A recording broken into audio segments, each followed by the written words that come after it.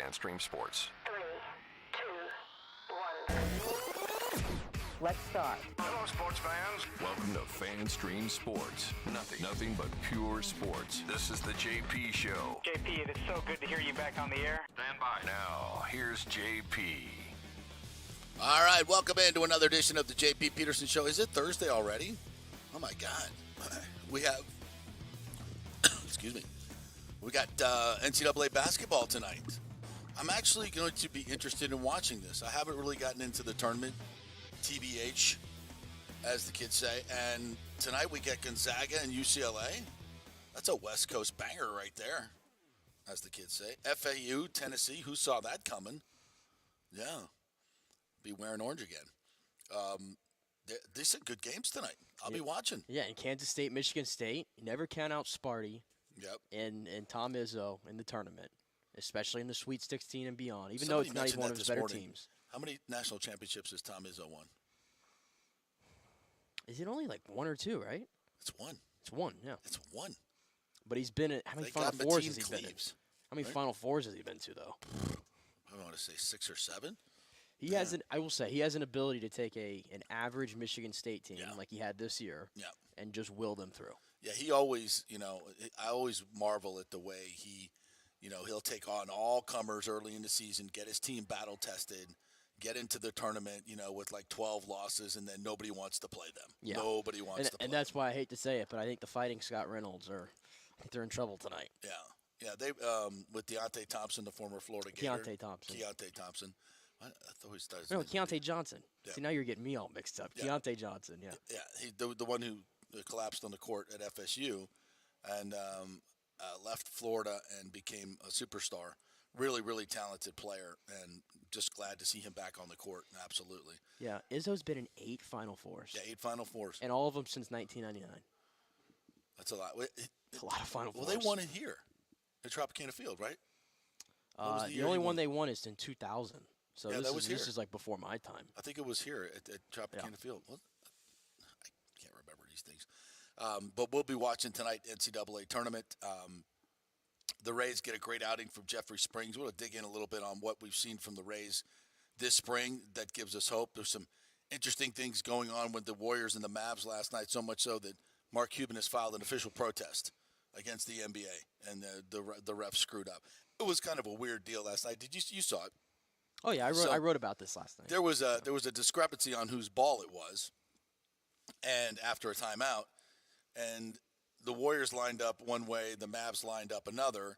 Clearly, the Mavs did not know that it was the Warriors' ball right underneath their basket. They thought it was their ball, and they lined up in such a way. They were down at the other side in the offensive court. The Warriors just threw it in and got an easy bucket. Now, this happens, from time to time, where teams don't get the right signal after the timeout. They forgot whose ball it is, and the refs just get everybody together. Oh, we're down here. We're down here. Why didn't they do that in this case? It's just silly. Like, why would you allow play to continue in that situation, especially when there was some a question as to whose ball it was? You would just straighten it all out. You would go down. Hey, no, guys, it's down here. Yeah, and in a playoff push, the Mavs, they lose by 2 points, of course, and then now they've dropped, I think, 3 spots now in the conference standings of that game. And I think it's all fashionable for people to go, oh, Mark Cuban's bitching and moaning about something. Why would you not bitch about that? That's a simple fix. Like that, and that didn't just happen in a vacuum. Like that ref had some grievance against. Maybe it was against Luka because he was doing this. The money sign, he did that a couple times. He's going to get suspended. Should have got teched. He'll get fined for that. Yeah, but people are like, well, he could have. I heard Brian Windhorst say, well, they could have hit him with a technical. That has no relevancy whatsoever to what happened on that particular play. If you're in the situation like you mentioned, every basket counts. Why would you just not stop the game for 2 seconds and go, yo, you guys down here, it's their ball? My favorite one is the ref just like holding the ball out here, looking down there and going, all right, let's go. Like what are you doing? He's like, no, screw it, let's just keep going. What are you doing? I mean, it's just so dumb. They're crazy ref things last night. I guess there was something that happened in the. Well, you know about the Chris Paul, Scott Foster conspiracy? Yes, of course. And again, last night they lost again with Scott Foster refereeing. and that dude Austin Reeves, I think for the Lakers, went off, and I think there was something. It's whatever it is, the Chris Paul Scott Foster thing. It's a thing. It's a thing. It's a thing, and you don't want that to be a thing. And when you have, playoff things on, even in the playoffs when they allow Scott Foster to do these games, it's just stupid. You're asking for trouble. I don't understand that at all. But again, the NBA refs and the players, it's a very interesting dynamic. We've had Tim Donahue on the show a couple times, and he, for whatever you think of him, he gives you great insight to what's happening, and he talks about it all the time. He goes, "Yeah, we're all human beings, and you build relationships with players, good and bad. And when you have a bad relationship with a player, you try to repair it, but sometimes that player doesn't want to repair it, and what you have is just basically conflict all the time. It's not good. It's not good because it's so personal. It really is personal. When you think about, I think basketball more than any other game, it gets so personal because you're so close to each other all the time. It's a very, quote, intimate relationship. It's weird, but I understand. What happened last night is unconscionable. You just can't do that. As a ref, I don't care how much you hate a guy or you got to fix situations like that. That was just dumb. I don't know if it affected the outcome in terms of betting. I'm sure it did. If it's money line, yeah, absolutely. So yeah. All right, so we'll talk a little NBA today as they come down the stretch. But I wanted to talk about, of course, when we have an opportunity, we have to talk about Gisele and Tom Brady. So Gisele, in yet another wide-ranging interview on her divorce. When's Tom's wide-ranging interview on the divorce coming out? In Sports Illustrated or Never. TMZ? When is he sitting down with somebody? With Brian Gumbel? With Brian Gumbel and talking about the intimate issues in his marriage. It's not okay. No. I think your career will be dead before you get that, or be dead before you get to that one. Yeah, exactly. It's just, look, and I don't begrudge her doing it at all. It's just, it seems like this is every month as she gets her career going back again. She can go to the, what happened with Tom Brady card, and it can become a big. Everybody wants to know. Well, everybody wants to know. Well, I mean. Just the thing is, like, people act like, it's their business and this and that, and, like, I understand that, but let's not lie and act like you don't have any interest in what happened. Let's not act like you don't have interest. Like, when people, that's what I'm saying, when people always say, like, oh, it's their business, what do you care, and all that, and I'm like, I'm sure you're reading the same news that we all are. Right. Because you have an interest. Yeah. Well, she's evidently coming out with the new scandalous expose in Vanity Fair. Which I think is such a wonderful name. And she talked about their relationship. And I think her main point here was it wasn't just football, or it had nothing to do with football. That, everybody that was blaming her for the breakup of the marriage and that she didn't want him to play, and that narrative, she wanted to correct that narrative. Now, again, we're not in the relationship, so we have to kind of. It seems to me that this is kind of a bit of a PR trying to, and you're never going to be able to accomplish that because people are always going to have their opinion about what's going on in your relationship, like I'm doing right now. She said it's like a death and a rebirth to her marriage with Tom. She said, letting a partner to divorce is often linked to death. Bunchen is mourning the death of my dream, she says. It's tough because you imagined your life was going to be a certain way, and you did everything you could, At this, her voice breaks. She apologizes, pressing her fingertips into her eyes, which rim pink and watery. Wow, this is really good writing. After several yogic, yogic? I guess that's of yoga. Yogic, I did not know that was a word. Inhale. See, this is what you get when you read Vanity Fair. Your vocabulary increases.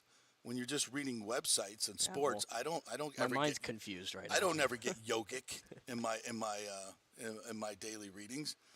Inhale, exhales. Bunchen resumes. I believe in fairy tales. When I was a kid, well, that's your first problem. When I was a kid, I think it's beautiful to believe in that. I mean, I'm so grateful I did. You give everything you got to achieve your dream. You give 100% of yourself. And it's heartbreaking when it doesn't end up the way you hoped for and work for, but you can only do your part. Well, I want to get to the part where she went after the offensive line. She literally was talking about how the offensive line wasn't good enough, and I don't know. It just kind of came off to me as she's blaming everybody else, and nobody really knows what the problem was. And if I'm an offensive lineman, I would certainly take issue to this. I mean, what about your husband's inability to get away from the rush in any way, shape, or form, or the 15 pounds that he lost? Yeah, here's the quote. She said it was tough, but you know what? Let's just be honest. It's a team sport, and you can't play alone. I think he did great under the circumstances that he had. I mean, he had no offensive line. Was the quote. No offensive line? Mm-hmm. As I detailed yesterday, do you know how hard it is to play offensive line when the defense knows when the run game is coming, when you have no RPOs to confuse the linebackers, when you have to get the ball out quickly because you don't want to get hit, and that's true. I mean, a lot of this was on time. If I'm Donovan Smith right now, and I've just played a whole season with a hyperextended elbow, I would be a little pissed at that. I got to be honest with you. Having to go through the fire for 17 weeks and try and play that way, I'd be a little bit pissed, especially with how much he handicapped the offensive line from the run pass options, etc. So I don't know. It just strikes me as a little bit. And then she said that it was like being in jail. Did you get that quote? No, I did not get that quote. Yeah. I'm trying to find that exact quote. And listen, when you have these high-profile marriages, it's got to be tough because, I mean, first of all, if you're Tom Brady and you marry a supermodel, right? You know what the deal is. She's going to be out there in scantily attired, scantily attired clothing, doing all these photo shoots. I mean, as a man, that's got to be tough. Like, that's the mother of your children, and she's out there. But you signed up for that. You signed up for it. You should know. And she signed up for him playing football all the time. That was his deal. That's what he's going to do. So, but I think when two strong people, alphas, get together like that, at first it works. But after a while, you have the individualism that kind of takes over because you're a superstar. You can do whatever you want. You got options. And I think that becomes really, really hard in a lot of different ways because you're sharing your man or your woman with the rest of the world. That's hard to do. I could imagine that's really, really hard to do on many levels. So I don't know. To me, it just kind of came off as she's trying to, avoid. And first of all, the people that are criticizing her for, her not wanting him to play football and not supporting him, which I'll, to be quite honest, at times I have said, why wouldn't you do that? If I were him, I would support her modeling career. But again, we don't know the interworkings of all that. I think it's hard to really to criticize her for that because you don't know the inner workings and what was explained, and these are the boundaries. This is what I'm going to do. This is when I'm going to be home. This is when you're going to be home. It's tough. It's really, really tough. And I think the more you talk about it, the worse it makes you look. But it's her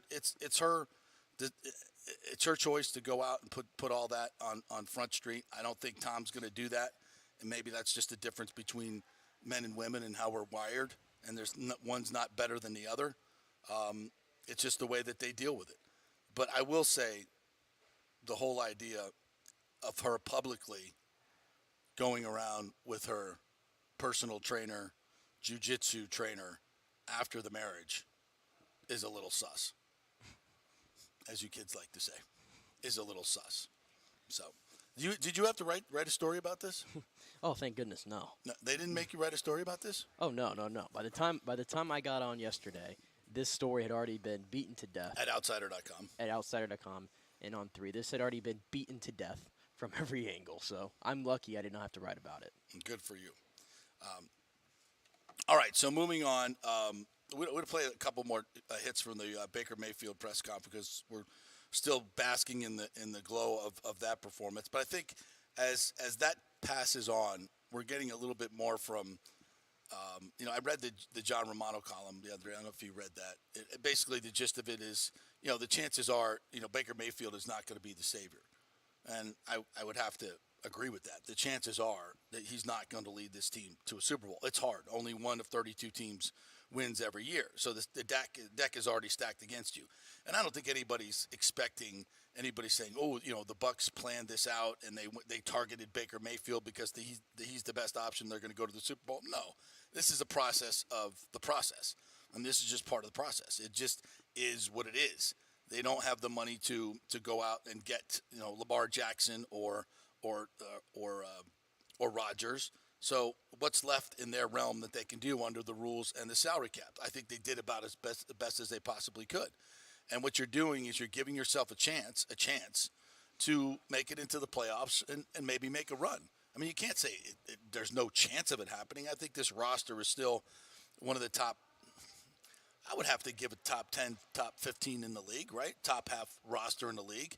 And Baker Mayfield, is certainly, I think, going to enhance it in terms of having the experience and the things that he's done in this league, good and bad, over Kyle Trask. And if Kyle Trask comes out and is the shiz, and then it's everything you've ever wanted. And you got a team that can put up points and hopefully a defense that will be better than it was last year. I still say of all the factors on this, the head coach is still the biggest factor and unknown. And he's got to be way better than he was last year. And this team's got to be way better than it was last year. So, if you're looking at Baker Mayfield, quote, being the savior, no, of course not. He's not going to be the savior, but I think he's a pretty damn good stopgap if you're just trying to keep the train running and trying to win division titles. Yeah, I think it does two things for you, especially the contract with how low it is. If you get the best out of Baker Mayfield, and that's the 2020 version, in this division, you're probably winning it. And then you get in, and you never know what could happen, right? Mm-hmm. That's the high end of this. And I'm not saying that he's going to be, again, like I said earlier this week, I don't buy this thing about he's going to be the next Geno Smith or we're trying to build the next Geno Smith because that's only happened one time. Right. I just feel like the odds of that happening are very slim. No.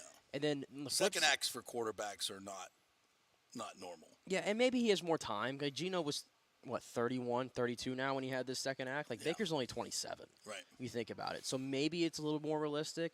But on the flip side of that, if Baker Mayfield bombs or if Kyle Trask bombs, whatever happens, injuries, which will inevitably happen, Todd Bowles can't get out of his way, Canales is not the guy. Right. All those things that could go wrong. Well, you only spent $4.5 million on the guy. Right. You didn't have any long-term commitment to either quarterback right now from a monetary standpoint. That's going to kill you in the future, and you could take another stab at this next year, right, in which you'll be picking a lot higher than 19, or you're going to have a lot more money to maybe spend. Now we'll see what happens with the Wirfs and the Winfield extensions, of course. But theoretically, you should have more money to play with next year, and maybe there's a free agent quarterback you want to go get. Yeah. So, well, once the $35 million comes off the books from Brady, and the cap goes up probably by another 25. Yeah, and I think they can go out and get a high. And price I think by the way, the Wirfs extension, just seeing what's going on with the league, like Laramie Tunsil just reset the tackle market again. Now, barring Tristan Wirfs taking a discount, which I mean we're seeing players do that now with the Bucs. Jamel Dean did that. My goodness, if Tristan Wirfs wanted to, he could just demand and say, "Hey, give me $30 million right now. Yeah, I'm resetting this tackle market." Yeah. So I almost feel like if you're the Bucs, you have to almost prepare to go up to $30 million with Tristan Wirfs. For an offensive tackle. And we have to reshape our expectations of what guys could get paid because, again, the salary cap's going to essentially double in the next 10 years. Yeah. So, and I don't have a problem with that, by the way. Yeah. If we're gonna we're gonna pay marginal quarterbacks $40 million, because I think that's what we're doing now, i.e. Daniel Jones. Yes. I have no problem paying elite tackle $30 million. No, because I mean it'll be no different than them paying him $15 million, which is what Donovan made last year. And at the end of the day, you'll probably pay him $30 million for like a year, and then you're going to end up probably restructuring that anyway, and balancing it out, and it doesn't really matter. It's just a number. Right. Yeah. So those guys. That's just why it's so hard in the NFL to stay good for a long period of time, and that's why they do it. The salary cap is there for a reason, to even things out, and make you have to restock all the time. I think it's good, and the NFL has perfected parity to some degree. I mean, yes, there are still franchises that can't get out of their own way, even though they're picking number one overall almost every single freaking year. But for the most part, you get, I think the number is half, right? You get half the teams that made the playoffs this year will not make it next year. Mm-hmm. So that's a good thing. I think all sports should be like that. You keep all your different markets energized. It's a cycle, and you got to kind of, so the Bucs won a Super Bowl. Now they're going to cycle down and then cycle back up, and you want to be able to do it like the Eagles did, where you can come back and get into a Super Bowl 5 years later. That's what that would be the goal of it. Obviously, every team wants to be good for a long time, and if you have a franchise quarterback like a Tom Brady and a coach like Bill Belichick, and they work so well together, then and that's not the norm. It's very, very hard to do, which suggests probably there was shenanigans going on, but but I digress. It is what it is, and I think that's what the Bucs are trying to do now. This Baker Mayfield, what they're doing is we're going to stay relevant and build up through the draft. That's why this draft is so freaking crucial. You've got to go out and get 2 impact players, and then that changes your entire fortune, right? I mean, when you get a Sauce Gardner or somebody like that, the NFL, to me, when you look at it, you've got every team is about 8-8, right? And if you can get 5 to 10 players that are all pro caliber players, Pro Bowl to Pro Bowl caliber, that's going to elevate your team. And you have to get those difference makers and find those guys in the draft at whatever position they are. When the Bucs won the Super Bowl, how many players did they have that you would put into that category? Brady, Antonio Brown, Mike Evans, Chris Godwin, Ryan Jensen, Gronk. Shaq Barrett, Gronk. Marpet. I mean, Wirfs. Winfield. I mean, they probably were pushing 20. Yeah, they probably 10. I think we just named 10 right there. Those are guys that were all pro players. That at their positions, they're better than probably 80% of the league. And when you can get your roster to that point, and you've got a competent quarterback that doesn't turn it over 30 times a game, 30 times a season, you're going to be one of the top 4 teams. So it's that roster building. Now, the Bucs have how many of those guys right now? Wirfs, Winfield, Ryan Jensen, Godwin, Evans, Godwin. Evans going, on the backside, yeah, but Levante. Still very productive. Levante's one of those guys. Vita Vea. Yeah, absolutely. So they've got a core now. They got a core, but they've got to add 2 or 3 in this draft. Right. I feel like they're right around. What is that? Like 8 or 9 guys probably. Yeah. So they got to add 2 or 3 in this draft. Which picking 19, that's going to be hard to do. It's going to be hard to do. But I don't think they're even going to stay at 19, though. Yeah, I think they may move back. I mean, the 2 guys that Scott said yesterday, the kid from Kansas State and Will McDonald from Iowa State, which I encourage people to go and look at because I think those are 2 very, very good players and probably guys that you would get in that 30 to 40 range. Right. So I think the Bucs definitely would be an interest of just moving back. Yeah. Now, and that's unless if you get, again, there's so many scenarios here. There's all this smoke right now about this Darnell Wright I've been seeing, the tackle from Tennessee. Him or this Anton Harrison from Ohio State, if you really love the tackle at 19 and they're there, it's tremendous value. Yeah, so, I don't see enough urgency for edge rusher. Like if I have to jump on the table, to me, I may be an outlier here. I think the offensive line you mean tackle? Yeah. I mean edge rusher. I'll take a tackle in the first round. If a good one falls to me, I will not object to taking an offensive tackle. But if it's between a really good offensive tackle and a really good edge rusher, I'm taking edge rusher. Because I'm here. Do you think any of these tackles next year or this coming season would be better than Hainsey out at right tackle?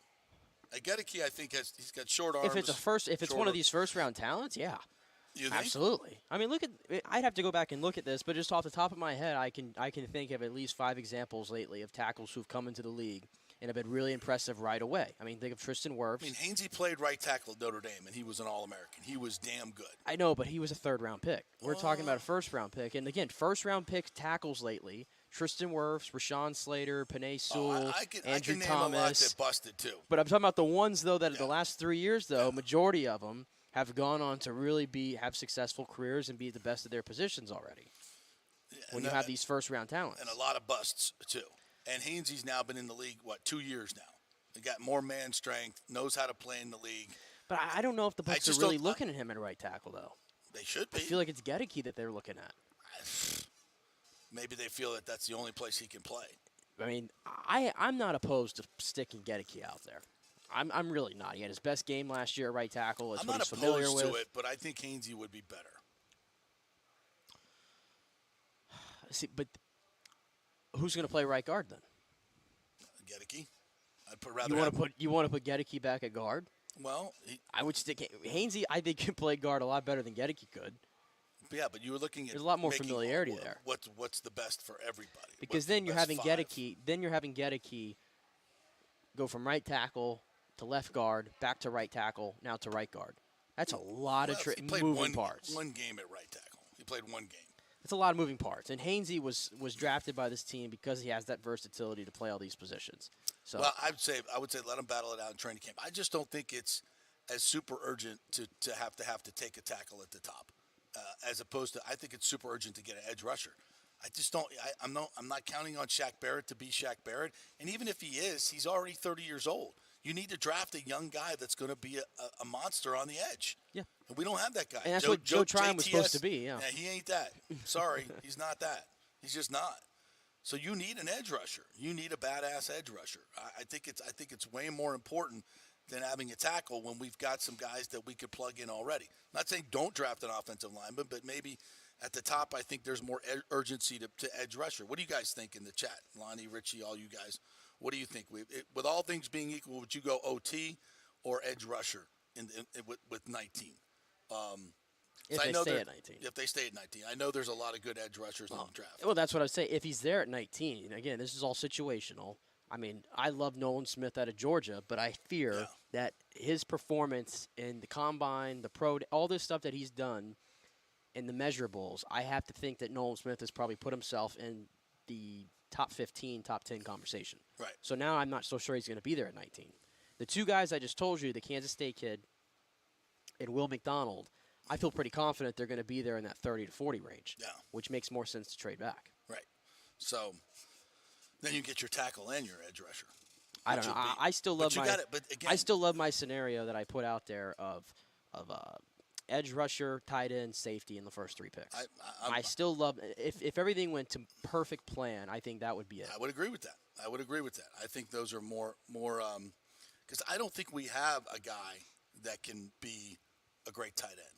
I don't think we have a guy that could be – well, I think Winfield can be a great safety, but I think we need another playmaker there. Do you know who the right now, if the season started today, who would be starting opposite Antoine Winfield at the other safety spot? Oh, gosh, everybody's gone. God, who's left? D. Delaney? Nolan Turner. Oh, the great Nolan Turner. That's it. Yeah, we probably need to sign. And there's nothing else behind him, by the way, on that market. So safety to me has got to be the biggest priority. Yeah. Now, I'll throw this out there too because I saw Evan Winter wrote about this yesterday. Because he might be on the trade. I think he is on the trade market. Is Kevin Byard at Tennessee. He's 30 years old, I believe now. He's got Pro Bowls and All Pros on his resume. The Bucs would have to maneuver a little bit to get him in here. Would you be interested in going that route, or would you still hold out for the draft? I like experienced safeties. I think they can transform your defense. I was hoping Logan Ryan could do that last year, at least, and early on it looked like he was going to be that guy because they're savvy, they've got the instincts, they've seen everything at that particular position. It can make your defense just so much better. So, yeah, I think that's very valuable. And clearly, this defense lacks something in the secondary in terms of maturity, and there's too many busts in the secondary. There's just too many busts in the secondary. I don't know why that is, but we need to have somebody back there that's running the room, that is in charge, that knows what the hell's going on, and can get guys and communicate to guys what's going on, what's going to happen, and get it right. Because too often we give up these cheap touchdowns, and it's a backbreaker. It's a backbreaker. You got to make them earn it, and too often in Bowles' defense we're seeing that because it is a complex defense. All right, what's going on in the chat here? Richie P says, Baker Mayfield told Casey Phillips that he just wants to live a good Christian life. What do I read into that? Are we drafting Bijan Robinson so he could lead Bible study with offensive coordinator and Baker. What the hell does that have to do with anything? I mean, I'd rather a guy say that than, hey, I'm going out to the bars every night. I'm going to be hanging out. Come see me at the casino, and we'll hang out for a little bit. I'll just tell you this to the. Why would you be mad at that? I don't know. I'll add on to that though. The second part. No, the Bucs are not drafting Bijan Robinson. Yeah. No. Somebody is though. Somebody's going to get a really good player late in the first round. Well, it ain't going to be the Bucs. If he's sitting there in the second round, would you take him? Hell yeah. He ain't falling to the second round. You never know. Well, some team's going to be dumb enough to do it. Yeah. What is this? Can we get a little soundbite of JP saying a little sus with the Among Us sound? I don't get that. What is that? What is Among Us? I don't know. I think I'm showing my age there too. What is Yeah, Lonnie. What is Among Us? Is that a show? Somebody help me. That's Somebody help me That's got to out be there. some TikTok thing. That's got to be some I don't have TikTok. thing I'm not aware Still of. don't have to. It's an online game, it looks like. It's an online game. What is that? I don't know. Fill us in, Lonnie. This is I am so against this, Luke W. I think the Bucs should be victims for Caleb Williams and Tank. I would love to have Caleb Williams. Well, I don't know. I'm gonna have a little reserve there, but that never works, bro. It just never works. When you tank, there are too many variables. Number one, you may not get the number one pick. See the Houston Texans. Number two, the only thing you're guaranteeing is mediocrity and misery. Number three, you don't know if that player that you're tanking for is actually going to be good. See Jameis Winston. There's so many variables that it just doesn't work, and it's not worth it. The way to go about it is the way the Eagles have done it. Stay competitive while you rebuild and build through the draft. And then when you get to that point where you're going to need to, fill in the holes where you've missed in the draft, you go out and you get Tom Brady and let him bring some people in. That's the template that you have to be working from if you're the Buccaneers right now. Yeah, they still have a good enough core that is like, with the age of some of the core, they still have it good enough and a good enough, set of players that the next quarterback they get that's a veteran, I think could make them a contender. I still feel that. And that's even with Levante. This is probably his last year, if we're all being in reality here. That's even with Levante, and that's even with Mike Evans likely being done after a couple years here in Tampa Bay. Right, exactly. I still feel like they have enough core players with enough youth that the next quarterback, assuming it's a veteran, came in, could make them competitive in a couple years. Yeah. This one I think is very interesting from Richie P. How about a splash in the first? Darnell Washington, basically an extension of the offensive line. This Georgia tight end who was hurt a little bit this year. He's 6'7", 280 pounds. I've never seen anything like it. Did you see the clip of him at the combine blocking the machine there where they have to get off and they have to move it? He's just obliterated. And all these tight ends are shuffling their feet like crazy trying to get it to move. I mean, this guy just in one sweep motion just is up and push, and that thing moves like it's a baby. He's really raw, but my God. That dude is a factor. Yeah. Can you imagine just throwing the ball at him down the seam? What defensive back wants to tackle that? Yeah. Who wants to tackle that? I mean, what did he run in the 40, by the way? I know. I'm going to get that real quick. I mean, he's literally he's what, 275? Legit? Yeah, Let's see what the combine numbers are. He ran a 4.64. Oh, my God. You want to talk about setting the edge in the run game. I listen. I'm here to tell you, and you know what? In a pinch, he could probably play right tackle really, really well, or he can certainly block on the edge. I mean, my God, that guy is absolutely ridiculous. 4.64. What did he measure in that? 6'7". He's like 6'7", 280. Let's get the exact measurables here. Let me get the exact measure. 6'7", 265. 265. Yeah. Yeah. That's Gronk size. Yeah. That's Gronk size. Yeah, and that's his Gronk speed. Yeah, and that's what they said here in his scouting report, that his strength is 100% the ability as a blocker. Yeah. That's his strength. But I saw him enough in the passing game, which, think about, just an embarrassment of riches at Georgia. He was the second option at tight end in his own room. I know. Behind Brock Bowers, who next year is going to be like a top 10 pick, no doubt about it. Top 5 pick. Maybe even top 5 pick. Yeah. He might be the greatest tight end of all time when it's all said and done. I don't know. He could be the number 1 overall pick if somebody already has their quarterback. I swear to God, he's that good. And he's a game. That's why this tight end position is so important in this RPO world. You got a guy that can block and catch the football and get down the seam with some type of speed. Yeah, and look at this scheme fit right here, and tell me if this does not fit the Bucs right now. Run oriented with heavy play action. Yeah. It sounds like it fits the bill of what I think this is going to look like. Exactly what it's going to look like. So I think he could be an option. Is that second round? Is it third round? I feel like he's one of those guys that if you got him in this he third could round, probably he'd be a go. steal. Yeah, I was going to say I think he's one of those guys who I wouldn't be surprised if he went higher than his projection, because some team is going to fall in love with the size and the attributes there. Some team is, but either way, I think the Bucs have to get their hands on one of these tight ends. I don't care who it is, but there's like 10 tight ends in this draft that are freaks. Jeremy says, check out Kunitz from Old Dominion. There's another one too. Yeah, I've seen some tape of that guy. Yeah, that guy. I mean, the big three are Mayer, obviously, who I think is going to go in the first round. I wouldn't take him from the Bucs because I don't think he's a great blocker. Yeah, we already got one of those. But Kincaid's another one that I've seen mocked to the Bucs a lot from Utah, who's a great pass catcher. This Musgrave from Oregon State, Sam Laporta from Iowa. I mean, there's so many good tight ends in this draft. All right, Mark Davis reminds us we're a week away from opening day. Get your tickets now. What time is that game? That's a 3:30. The 3:30 game? That's a 3:30. I'm still debating if I want to go to that game or if I want to go to the Saturday. Maybe I'll put in a credential request. Let's do that. Let me know how that works out for you. Let's do it just for fun. Hey, I'm all for it. I've been saying all year long it's time for you to mend fences here. What? 2023 is the year to mend fences for everybody.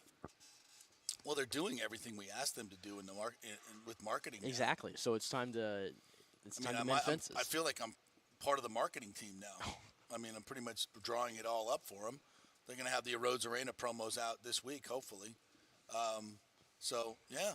I mean, they should probably pay me to go to the games.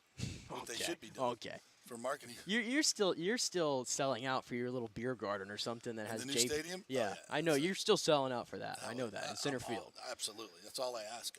All I ask when that thing's finally built with in your Tampa. new IPA and all that stuff. Absolutely, yeah. I'm gonna make my own beer. Yeah, that's my dream. JP's Center Field Tavern, be perfect. Like out there in the sunshine, under the translucent roof, just pouring beers, watching baseball every day. Get your beer here. It's $75. Whatever the hell we're going to charge for a beer by that time. All right, we'll take a quick break. We'll come back and we'll talk some Rays baseball. You want to talk some Rays baseball with me? Absolutely. Where are we at now with this team? As we come out of the WBC, get everybody back together in camp last week. Maybe we go see a spring training game, see what's going on. We'll talk about it next. We're brought to you by the Jeeves Law Group, JEEVESLawgroup.com. Bay Area Modern Medical Center. Try the True Body system that will get you abs without doing one single crunch. How about that? Find out more at BAMMC.com. Back at 3.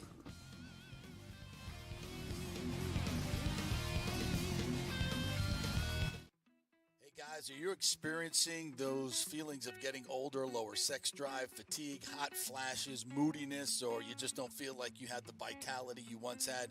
It's a chronic problem here in the United States. You're not just getting old, it's likely low testosterone. Studies over the last 20 years show a shocking decline in younger males aged 16 to 39. Older men have seen a sharp decline as well, so do something about it. Go see my friend Christopher Lugo at Bay Area Modern Medicine. Look, testosterone replacement is not a frivolous treatment. It takes a professional, targeted approach that focuses on total body wellness, vitality, and emotional stability, not a one-size-fits-all approach like many clinics use. They will monitor your blood work and adjust your treatment as needed for optimal results. Folks, I've been on testosterone therapy for over 6 years, and it is a life changer. You will feel and look better than you did 10 years ago. Give them a call at 844-977-3477 or go to BAMMC.com. Tell them JP sent you for priority scheduling.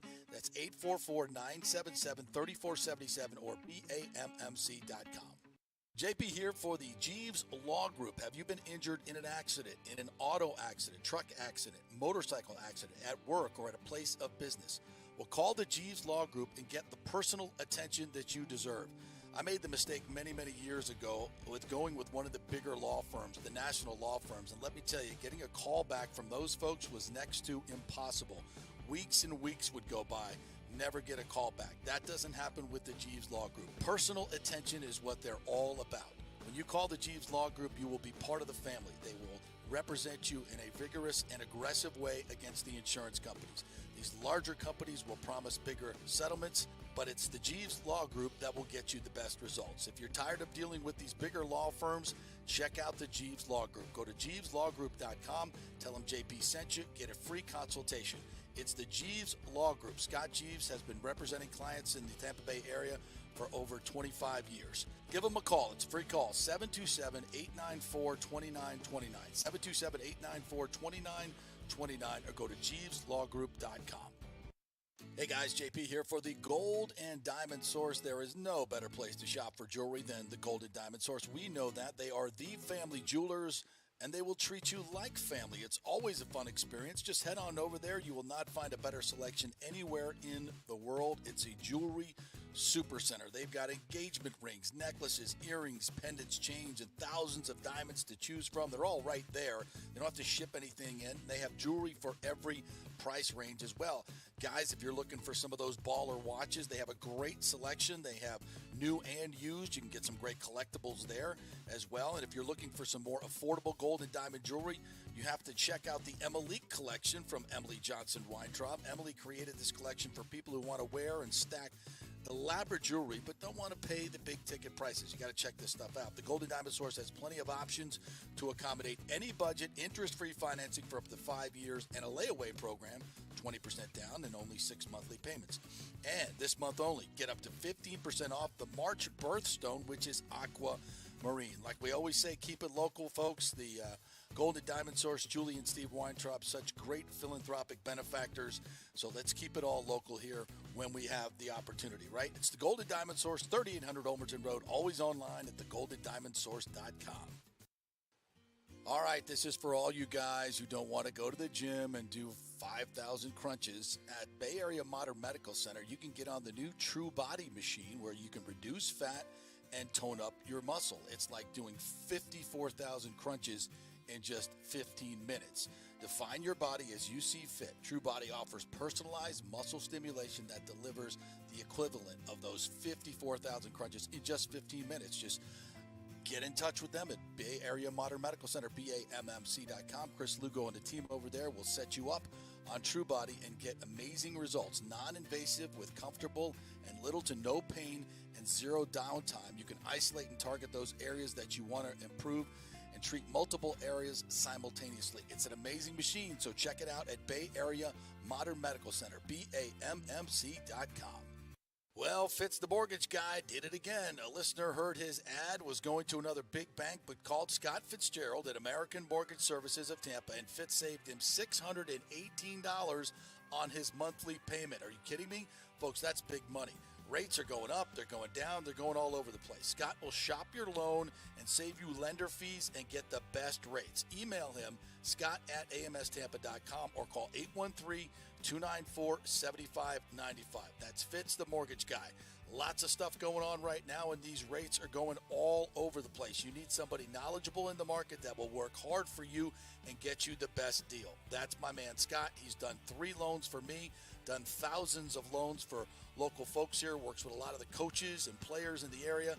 He's the guy. 813-294-7595, or go to scott@amstampa.com. Insurance coverage can be confusing and expensive. I mean, where do you start? Which companies can you count on to pay out fast and fair? Well, call the great folks at Italiano Insurance. It's a family-owned business. Jeff and Nat Italiano are carrying on the 60-year-plus tradition of giving amazing customer service and giving back to the community through their annual backpack drive for needy students and their support of the local pediatric cancer patients. But it's the customer service that sets them apart. They can shop all your insurance needs and save you big-time money. Don't hop on the internet and waste time looking at some bogus reviews. Talk to knowledgeable agents and not some voice-generated robot. These are confusing times for homeowners, and Italiano's team of experienced professionals can provide the right coverage for every situation. Home, auto, business, life. It's Italiano for all the pieces of your life. Call 813-877-7799 or go to ItalianoInsurance.com. Let's go. Right now. Back to the show with JP on FanStream Sports. All right, welcome back to the JP Peterson Show, brought to you by the great folks at Italiano Insurance. Get your insurance checkup now and save hundreds, maybe thousands of dollars. They do all the work. You save all the money. 813-877-7799, ItalianoInsurance.com. Our good friend Jordan Gamillion says, I bought my ballpark pass for $49 a month, unlimited games, excited to hit games whenever I want. Love that they brought this back from pandemic year. It fell flat, was originally $30 in 2020, but the idea is phenomenal. No blackout dates, no nothing. You can go anytime, standing room only. That's just a great idea. Well, it's a great deal. It's not their idea, but it's a great deal.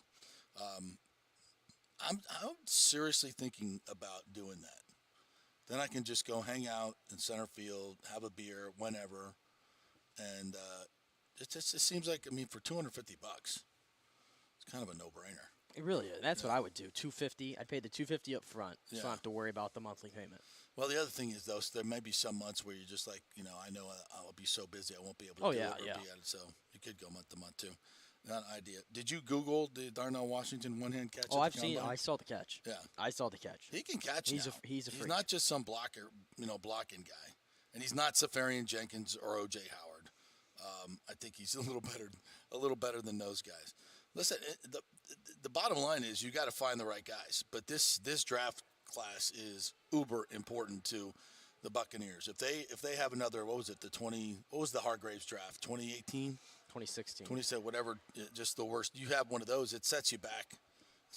Like 2 seasons. You got to hit on players, and so far they haven't been able to do that. All right, so the Rays get, 4 1/3 from Jeffrey Springs yesterday, 8 strikeouts. This is one of the guys that they kind of locked up in the offseason. If he can pitch like that, and you've got McClanahan and Rasmussen and Springs, eventually you'll get Glasnow back, we hope, and he can stay healthy. This pitching staff and the bullpen is going to be phenomenal. Yeah. Again, hopefully they can all stay healthy. That's good. I think the Rays are going to start well in April. They got a pretty soft schedule. Mm-hmm. And if these, I think spring training has shown Jiminy Christmas, if a Rosarena can stay hot with, level 1 compared to the WBC atmosphere, Tropicana Field to level 10, if he can somehow manufacture that enthusiasm and stay hot, that is going to be a huge help. Wander being healthy.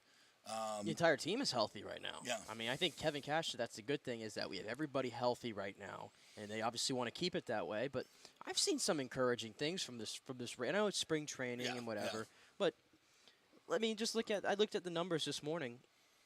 They're second in ERA, so they're still pitching lights out, right? They're first in WHIP, they're first in batting average against, so the pitching is still great. But then you go to the batting, they're third in home runs. In spring? In spring. They've hit 37 home runs in spring. Wow. And that's just behind the Phillies and Tigers. So that's good. That's a good start, and I hope that power can continue. Josh Lowe, I have to tell you, from the little bits that I've been able to see him, and I think he has 3 home runs this spring, I want to say, and he's been kind of hitting in that leadoff spot when he's been in the lineup. His new refined swing seems to be doing him well. So, those are the things we were looking for. And Luke Raley, if he's really going to play a role on this team if they think that he's going to translate from the AAA production to the Major League production, well, he's another guy who's been mashing it in spring training as well. So those 2 guys right there who I think are going to be very important to what the Rays want to do because of their inability to get the big bopper that we wanted. It's kind of up to those 2. That's at least encouraging that you've been seeing them kind of tear the ball up right now. Yeah, I think it is. And how does the lineup all come together, and that's the thing. You can look at individualism and say, okay, this guy's doing good, this guy's doing great. But you got to have, a lineup that fits together where one thing leads to another. Get some guys on base, and Yandy's been really, really good at that. And then get some guys to drive them in and get some protection for Wander Franco. the part is we saw all this last year and it didn't work. It didn't work, and you're bringing back the same guys. It's a recipe for disaster offensively. It just doesn't. Even if one guy comes back and hits a little bit better, does it still make up for the mass? Well, they need 3 or 4 guys that are coming back to hit better. Right. That's a tough ask. Maybe it's a tough ask, but then again, they've done it, though. It's not like they only had done it for 1 year, and now you're expecting them just to replicate that 1 year. The guys that they're asking to be better this year because that were ravaged by injuries, I mean, we're talking about Brandon Lau. We're talking about Wander Franco. Like, there is a precedent there beforehand of them being impact players. True. At all their levels. True. So it's not like it's just like, oh, it might have been a fluke year. We need that. And plus, you still have other guys that I think have more room to their game, i.e. Josh Lowe. Luke Raley, who, by the way, it's 5 home runs and 34 at-bats this spring. That's pretty damn not too good. shabby. Yeah. Isak Paredes, who we've been talking about, is getting overshadowed by Rosarena at the World Baseball Classic. Right. And I've been on record, and I'm going to keep saying it. I think Isak Paredes is going to hit 30 home runs this year. If I'm going to put my bold prediction out there, I think Isak Paredes is going to hit 30 home runs. So I'm excited about that. And then you fill in the loose ends, the Margaux of the world. Jose Siri, what are you going to get at his bat? That's a guy we haven't talked about a lot. I know what he's going to give you in the field, but they see some more potential with his bat. I mean, clearly more potential than Kiermaier's bat. So what are you going to get out of him? He's a fun player to watch when he gets going. Mm-hmm. So I don't know. As we get closer here, I'm feeling a little bit more optimistic about things. So we got Mets and Rays today, right? Yep, Mets and Rays. It's on TV.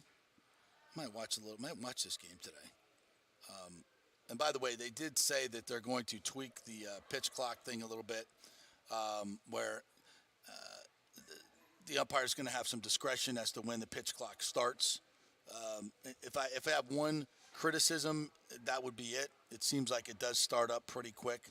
I think they could take a couple of beats and then start it up, and I think it would probably be a little bit better. It seems like as soon as the ball gets out of the catcher's mitt, they're starting. It's right away, yeah. And that's why, and that's my initial criticism when I started sit down and watch the games. It feels almost unnatural because it's so quick. It feels rushed. It feels very rushed. Yeah, I've liked it. I think at first it feels rushed, and then you get used to it. And by the way, you watch the clock all the time. It's weird, but I find myself watching the clock all the time because there's nothing else going on. So why not? Here's my question, though. Here's my question about this pitch clock thing real quick. They said that during spring training so far, the total time they've shaved off the game is 20 minutes. I've heard it's been an average of 27 to 30, like a half an hour. That's what Carney told me, and he's producing these games. Okay, on fair. radio. I'm just reading it from the ESPN article. All right. But they're saying 20 to 30. Let's just put it in that range then. 20 to 30. And that's as it is right now. So my thing is, now you implement these new little tweaks where it's kind of like up to discretion of when you're going to do these things. How much time are you going to lose off what you've shaved off? And what is the final time going to be? Is it going to be down to 15? I guess my whole point here, it's like, because I'm so anti this pitch clock. Right. Like, I guess I'm like, we're going to do all this kind of stuff to shave, 15, 20 minutes off a game? I'm just trying to like say, like, what's the difference? Well, I think, first of all, that's kind of an average thing, and you're going to take into consideration extra inning games and everything else, which kind of bloat the number a little bit. So I just watching the game to me is much more enjoyable. It just seems like it's moving and it's going faster, and it seems to me like the pitchers and the hitters are being more aggressive. I don't have any numbers on that yet, and of course it is spring training, so it's a little different. Guys are working on certain pitches. They're not sequencing pitches like they normally would, which leads to larger counts, et cetera, et cetera. So we'll wait till the regular season. But I just like the rhythm of the game now. It just seems like it's moving faster and things are happening instead of like the long lulls.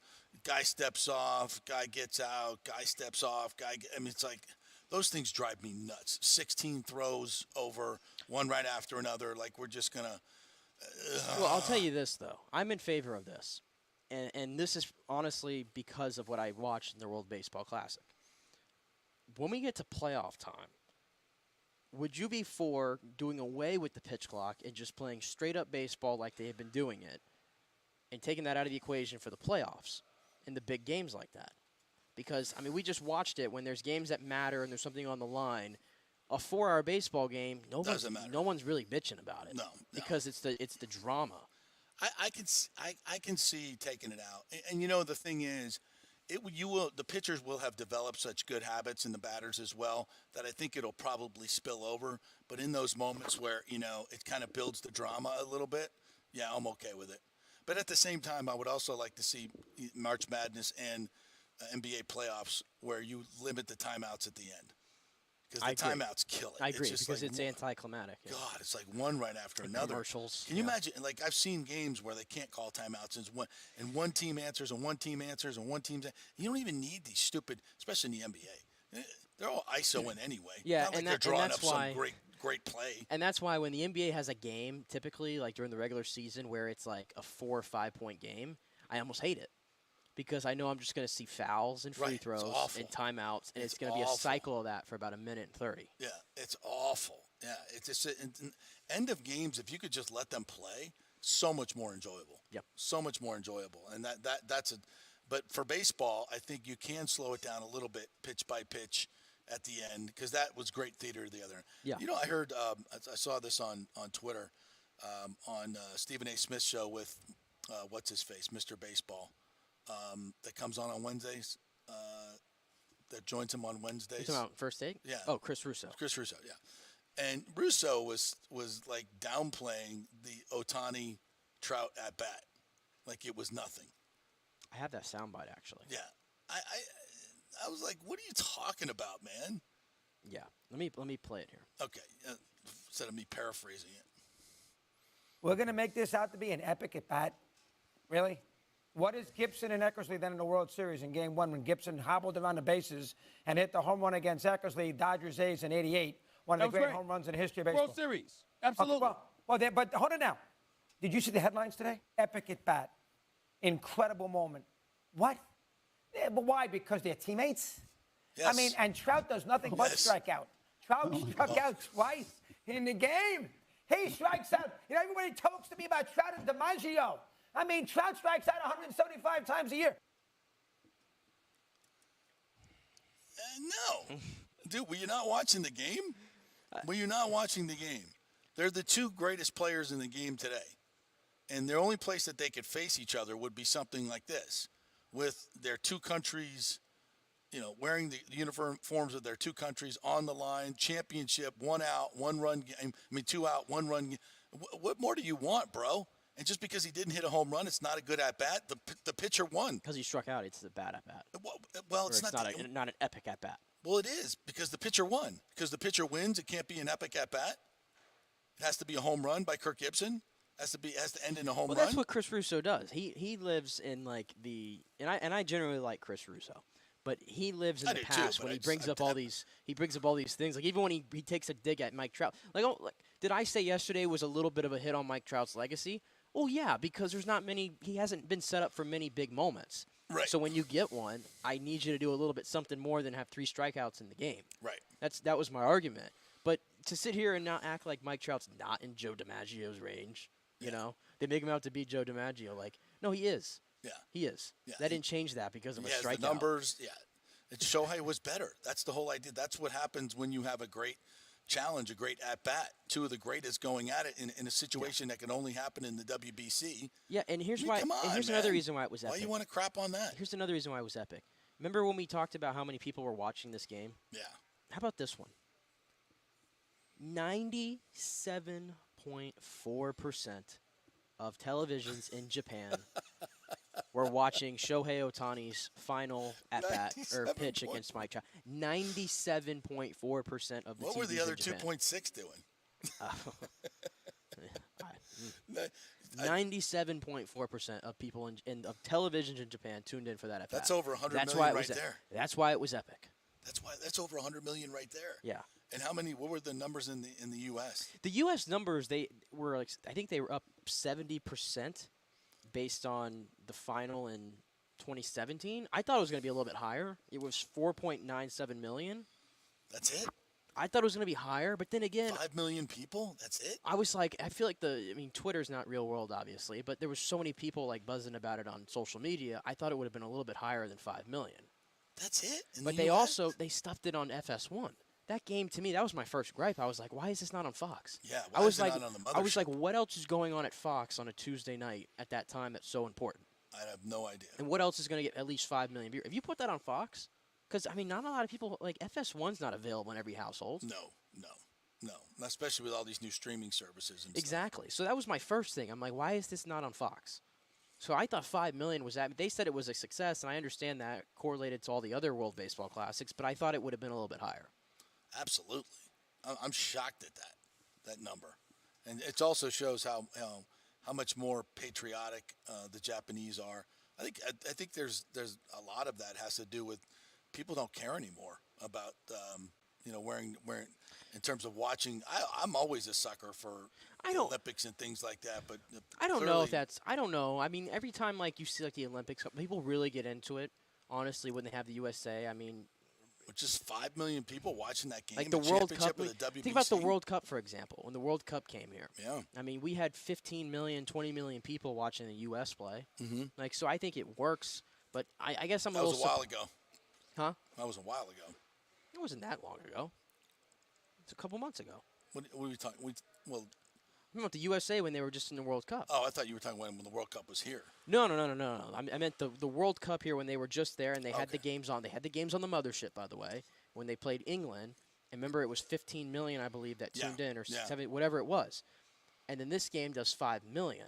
So I'm just curious. I'm like, yeah, maybe it was just all the whole nobody could find the game. I don't know, but I'm just curious how soccer in the U.S. was able to outdraw baseball in their version of a World Cup, basically, by 10 million viewers.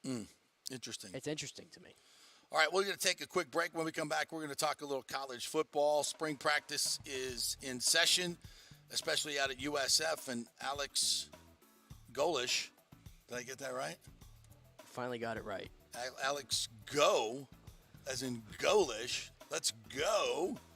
He's got a new accountability system that is he's cracking the whip over there. All right, let's go. Let's see what's going on over at USF. Stay with us. We'll have some college football talk next.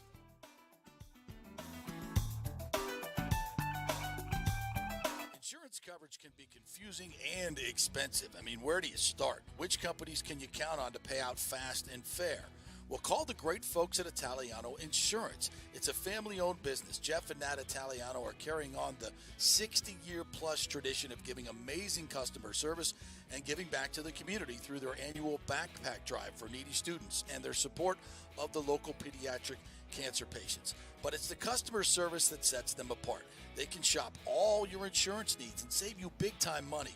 Don't hop on the internet and waste time looking at some bogus reviews. Talk to knowledgeable agents and not some voice-generated robot. These are confusing times for homeowners, and Italiano's team of experienced professionals can provide the right coverage for every situation: home, auto, business, life. It's Italiano for all the pieces of your life. Call 813-877-7799 or go to ItalianoInsurance.com. Well, Fitz the mortgage guy did it again. A listener heard his ad, was going to another big bank, but called Scott Fitzgerald at American Mortgage Services of Tampa, and Fitz saved him $618 on his monthly payment. Are you kidding me? Folks, that's big money. Rates are going up, they're going down, they're going all over the place. Scott will shop your loan and save you lender fees and get the best rates. Email him, scott@amstampa.com, or call 813-294-7595. That's Fitz the mortgage guy. Lots of stuff going on right now, and these rates are going all over the place. You need somebody knowledgeable in the market that will work hard for you and get you the best deal. That's my man Scott. He's done 3 loans for me, done thousands of loans for local folks here, works with a lot of the coaches and players in the area. He's the guy. 813-294-7595, or go to scott@amstampa.com. JP here for the Jeeves Law Group. Have you been injured in an accident, in an auto accident, truck accident, motorcycle accident, at work, or at a place of business? Well, call the Jeeves Law Group and get the personal attention that you deserve.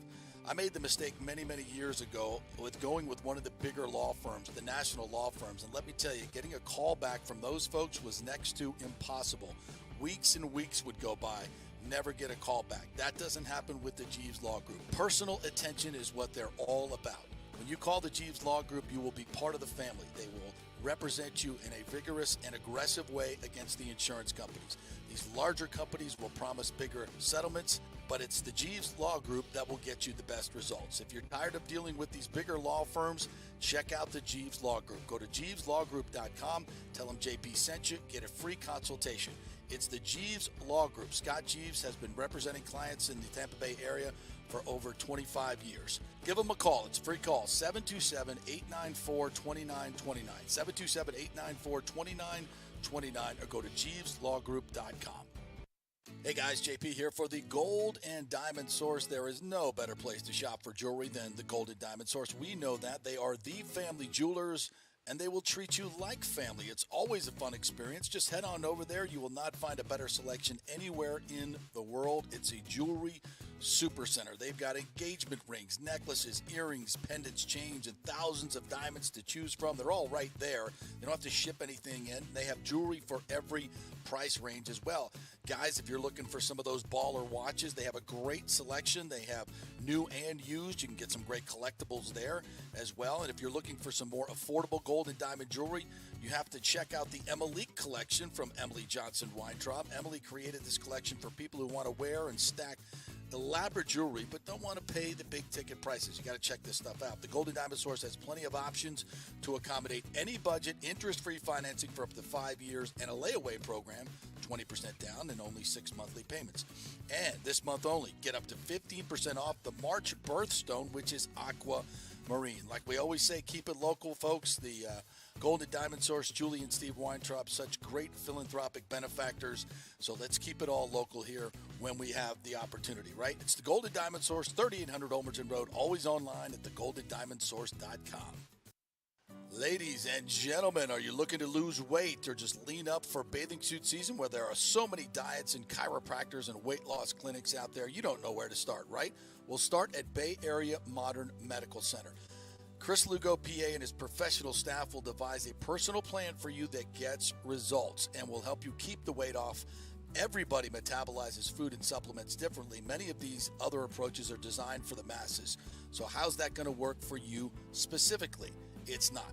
Chris will spend one-on-one time with you to find out what works best for you so the weight comes off safely without the use of harmful drugs and side effects. Call 844-977-3477 or go to BAMMC.com. Tell them JP sent you for priority scheduling. 844-977-3477 or BAMMC.com. Ladies and gentlemen, Let's rock. This is FanStream Sports with JP. All right, welcome back to the JP Peterson Show. Brought to you by the Jeeves Law Group, JEEVES lawgroup.com. If you've been in an accident or have an issue at work, your car's been totaled, you didn't get what you thought you should get, those are all things that they do over at the Jeeves Law Group that can help you out. Get a free consultation to find out if you have a case. And that's easy. Just go to JeevesLawGroup.com, JEEVES lawgroup.com. Give them a call. Tell them JP sent you and tell them what's going on. And they'll give you a free consultation, and you might have a case, and you might get some money. So if you've been wronged, get righted, so to speak. All right, I was reading an article today by Joey Knight in the Times about Alex Golesh. Oh, you messed it up again. Golish. Golish. Go. Golish. Go. Golish. Golish. Golish. Not Golesh. It's not Golish. Golish. Golish. As in have a goal. There you go. Or go. There's a lot to that. Whatever you want to. You can have a lot of fun with that. Whatever you want to use, but it's not Golish. Golish. Golish. All right. So he's got this accountability system, which I really like. But it's a fine line between being super ultra micromanaged crazy and getting it right where it hasn't been right in a long time. And I would suggest that at USF it's been so lax and so not right that any type of getting everything right has got to be a good initiative. And I think that's what's going on. So this is what Golish said yesterday. So we're teaching what it is to be a student athlete. We're reteaching how you wake up, how you come in, hydration testing every morning to make sure you're hydrated, showing up to meals on time, the accountability factor of what my locker looks like, how I treat my teammates, how I respond to questions.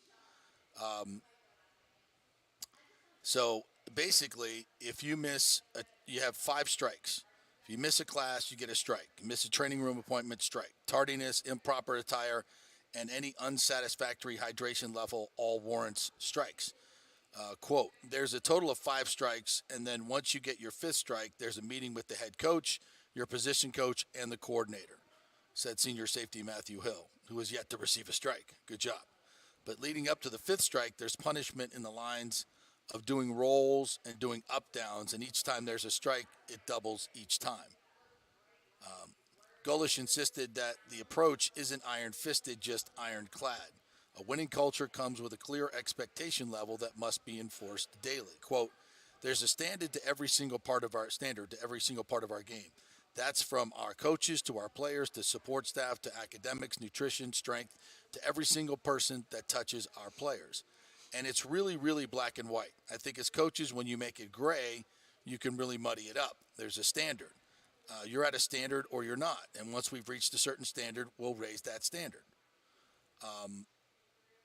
There was a quote from here's one more quote from Alex. So there's an energy within our walls. There's an energy on the football field. There's an energy now. There's an execution part of it as well, from them to be able to go and execute in football, in life, academically, socially, spiritually, all of it.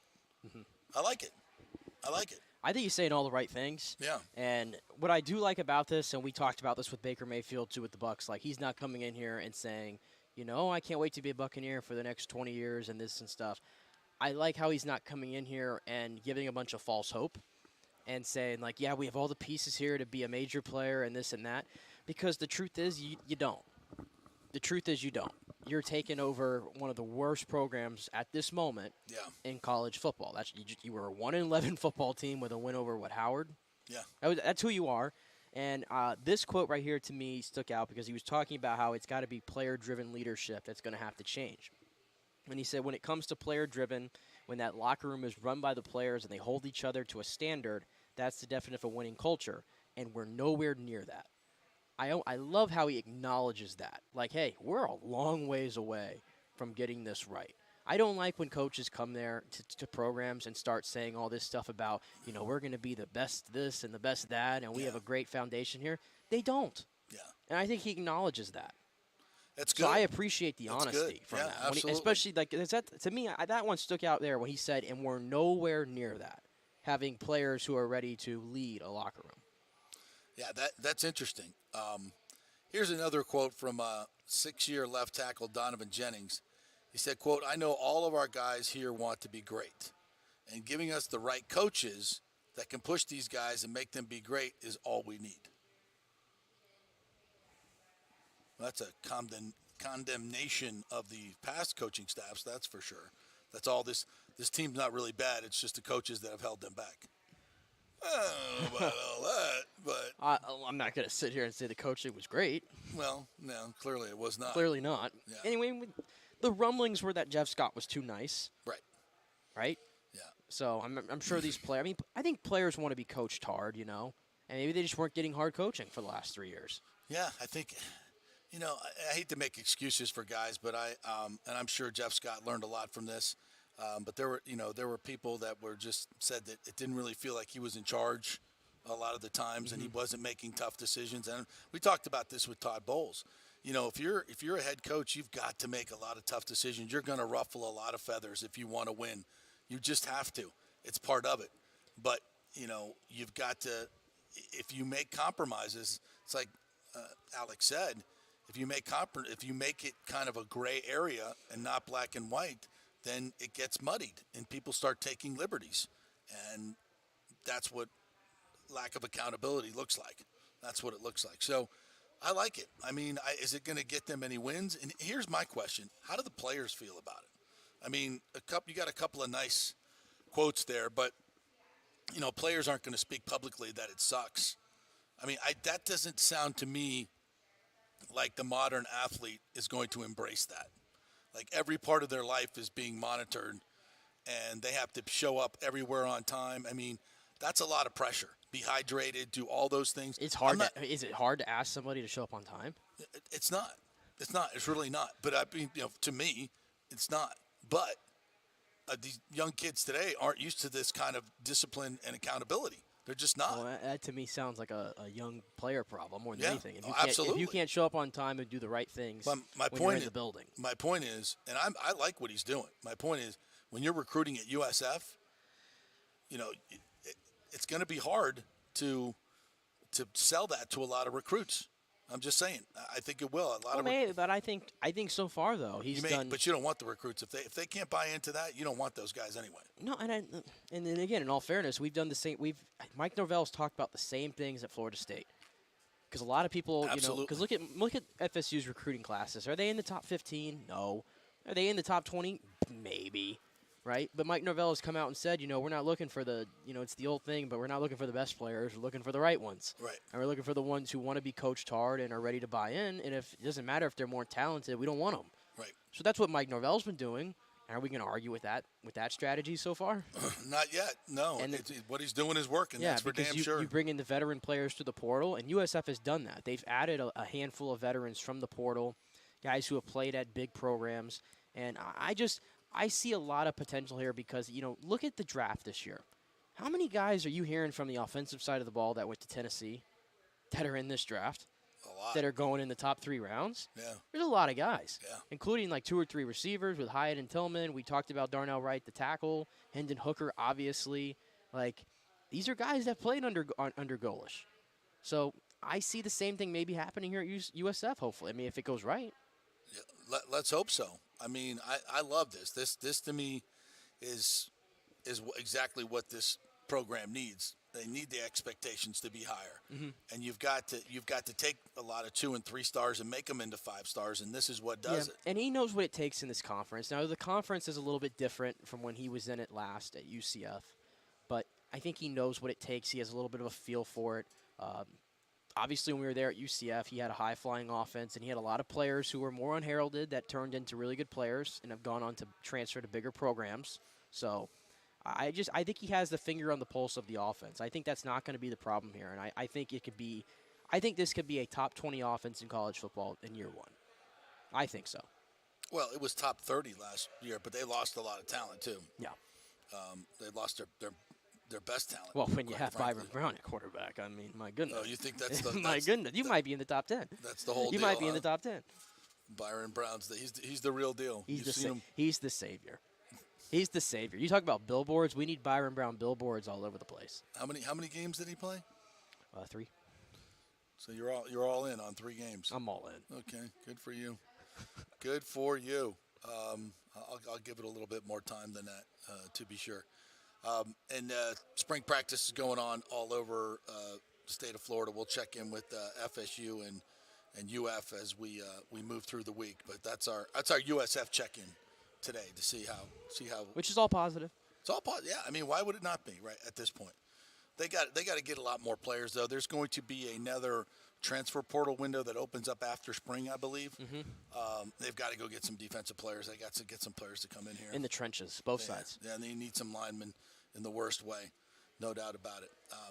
All right, we're going to take a quick break. When we come back, we're going to talk some NFL outside the Buccaneers. It looks like the Panthers have made the first pick in the draft, and I think we know who it is. After yesterday's fawning over C.J. Stroud. So we'll hit that when we come back. We are brought to you by the great folks at AMS Mortgage. My buddy Scott Fitzgerald will get your mortgage right. Rates are going up. Obviously, you got to be able to, if you got to get a mortgage right now, you better do it with the guy that's going to get you the lowest rates and the lowest fees, and that's Scott Fitzgerald. You can reach him at scott@amstampa.com, scott@amstampa.com. Back in 3.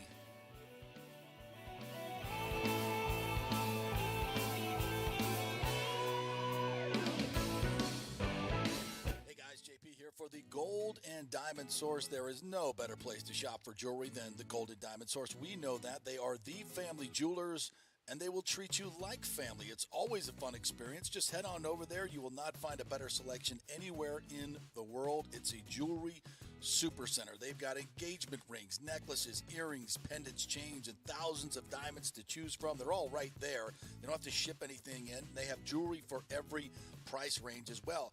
Guys, if you're looking for some of those baller watches, they have a great selection. They have new and used. You can get some great collectibles there as well. And if you're looking for some more affordable gold and diamond jewelry, you have to check out the Emily collection from Emily Johnson Weintraub. Emily created this collection for people who want to wear and stack elaborate jewelry but don't want to pay the big ticket prices. You got to check this stuff out. The Golden Diamond Source has plenty of options to accommodate any budget, interest-free financing for up to 5 years, and a layaway program, 20% down and only 6 monthly payments. And this month only, get up to 15% off the March birthstone, which is aquamarine. Like we always say, keep it local, folks. The Golden Diamond Source, Julie and Steve Weintraub, such great philanthropic benefactors. So let's keep it all local here when we have the opportunity, right? It's the Golden Diamond Source, 3800 Olmerton Road, always online at thegoldendiamondsource.com. All right, this is for all you guys who don't want to go to the gym and do 5,000 crunches. At Bay Area Modern Medical Center, you can get on the new True Body machine where you can reduce fat and tone up your muscle. It's like doing 54,000 crunches in just 15 minutes. Define your body as you see fit. True Body offers personalized muscle stimulation that delivers the equivalent of those 54,000 crunches in just 15 minutes. Just get in touch with them at Bay Area Modern Medical Center, BAMMC.com. Chris Lugo and the team over there will set you up on True Body and get amazing results. Non-invasive with comfortable and little to no pain and zero downtime. You can isolate and target those areas that you want to improve and treat multiple areas simultaneously. It's an amazing machine, so check it out at Bay Area Modern Medical Center, BAMMC.com. Well, Fitz the mortgage guy did it again. A listener heard his ad, was going to another big bank, but called Scott Fitzgerald at American Mortgage Services of Tampa, and Fitz saved him $618 on his monthly payment. Are you kidding me? Folks, that's big money. Rates are going up, they're going down, they're going all over the place. Scott will shop your loan and save you lender fees and get the best rates. Email him, scott@amstampa.com, or call 813-294-7595. That's Fitz, the mortgage guy. Lots of stuff going on right now, and these rates are going all over the place. You need somebody knowledgeable in the market that will work hard for you and get you the best deal. That's my man, Scott. He's done 3 loans for me, done thousands of loans for local folks here, works with a lot of the coaches and players in the area. He's the guy. 813-294-7595, or go to scott@amstampa.com. Insurance coverage can be confusing and expensive. I mean, where do you start? Which companies can you count on to pay out fast and fair? Well, call the great folks at Italiano Insurance. It's a family-owned business. Jeff and Nat Italiano are carrying on the 60-year-plus tradition of giving amazing customer service and giving back to the community through their annual backpack drive for needy students and their support of the local pediatric cancer patients. But it's the customer service that sets them apart. They can shop all your insurance needs and save you big-time money. Don't hop on the internet and waste time looking at some bogus reviews. Talk to knowledgeable agents and not some voice-generated robot. These are confusing times for homeowners, and Italiano's team of experienced professionals can provide the right coverage for every situation: home, auto, business, life. It's Italiano for all the pieces of your life. Call 813-877-7799 or go to italianoinsurance.com. Let's go. Right now. Back to the show with JP on FanStream Sports. All right, welcome back to the big show, brought to you by Bay Area Modern Medical Center and the True Body System. If you want to get those abs, but you don't want to do a million crunch sit-ups, they have a machine at Bay Area Modern Medical Center that'll do it for you, Nick. Just get hooked up to the machine, and it like zzz, zzz, zzz, and it melts the fat and gives you abs without doing a crunch. I have to put this out here real quick, by the way, on the subject of getting fit and everything. So this is the first week, obviously, of marriage at home. Yeah, right. And you had your loaf of bread after eating from all El this Segundo yesterday. Yeah, after eating all this healthy food and everything, and we were all talking about how we were gonna have a new change when we got home. Yeah. This has been completely How's that going? This has been completely out of my control, by the way. I have had lunch every single day this week out. Even though we went to the grocery store eventually and have all this food to eat, I've eaten out for every lunch. You as soon as you leave here, you go right to fast food. No. This has changed. Mind you, I got picked up on Monday because of my foot. That's right. Yeah. My grandparents took me out to lunch. The next day, I was with my sister. I had a friend text me, "Hey, you want to go to lunch?" I went to lunch. Yesterday, had a friend text me, "You want to go to lunch?" I went to lunch. What are you eating? 20 minutes ago. You can get a salad. 20 minutes ago, my mom texted me, "You want to go to lunch today?" So everybody's just reaching out and wants to go to lunch with me. And what am I going to do? Say no? You're so popular. What am I going to do? Say no? Nobody asked me to go to lunch. I know everybody wants to know what I'm doing right now. Yeah. Like I don't understand. Everybody's reaching out to me this week to like hang out and do these things. And everybody wants to go to lunch though, so I've been able to eat the lunch food that I have, which was like healthier.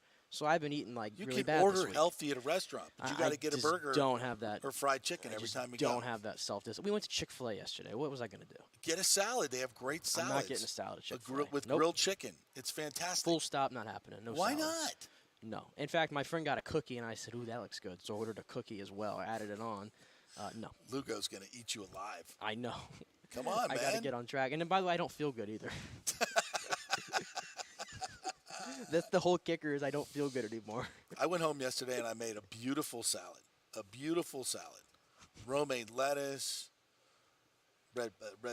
roasted red peppers, put some nuts in there, some cucumbers, some red onion, a little vinaigrette, some grilled chicken on top. It was fabulous. You're such a great chef. I'm so glad. I made that all at home and I felt great about it. Felt really good about it. Hey, we made dinner last night, though. You did? Yeah, we had little shrimp tacos, like those nice. little street tacos or whatever. Nicely done. You go to flour tortillas or corn?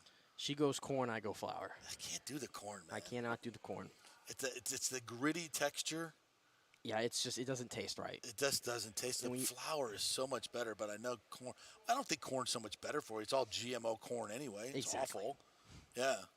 So I mean, the flour tortillas it can't be that bad. Yeah. Maybe they are. I don't know. But anyway, there you go. Sure tastes a hell of a lot there better. You go. There's your health update right there of the week on me. And so basically, not doing well. you continue to eat poorly and you feel like crap. Yeah, and who knows where I'm going to lunch today? Who knows? We'll see. Just order something healthy. Like at Chick-fil-A, their salads are fantastic.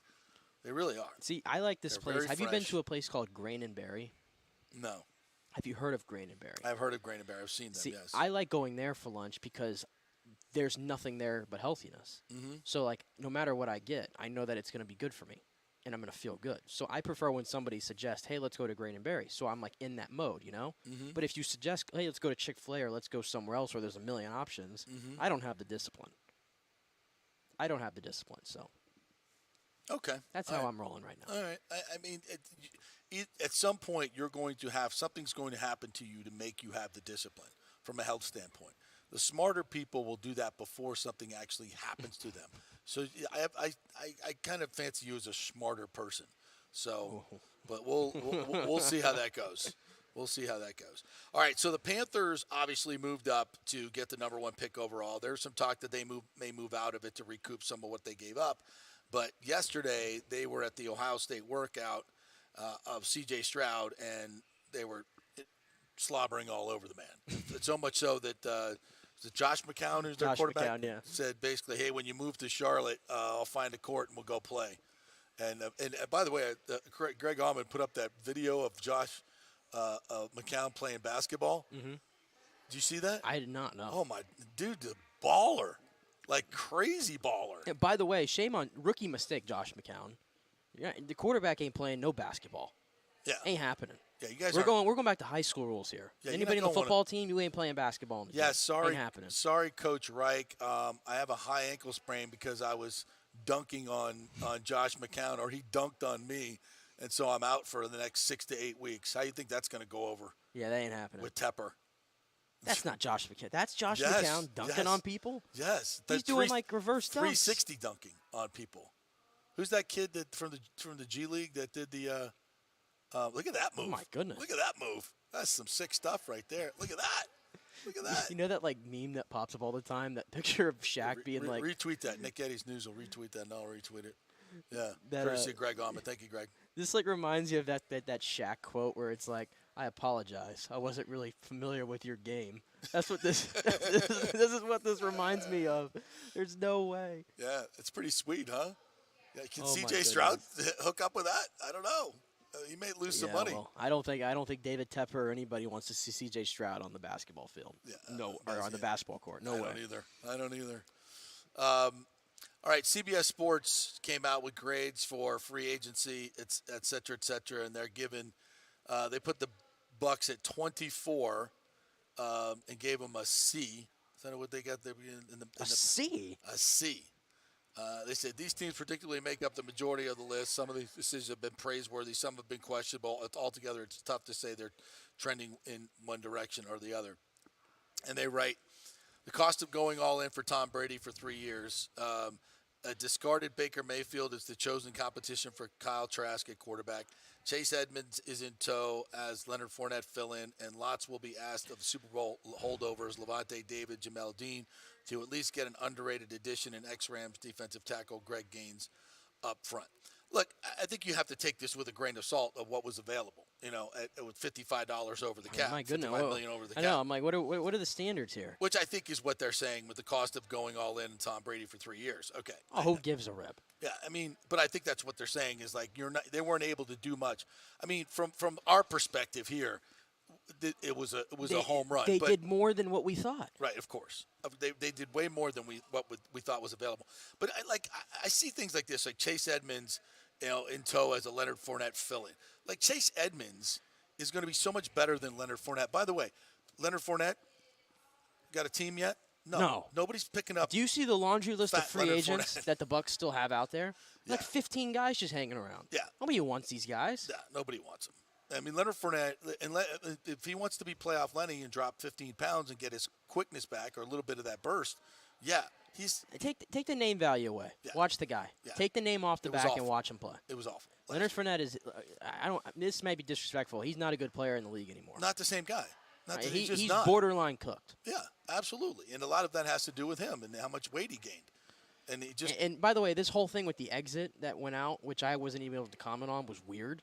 What's that? I think I saw that he told Stroud that that this was a mutual decision to part. Are we asked to be released or whatever?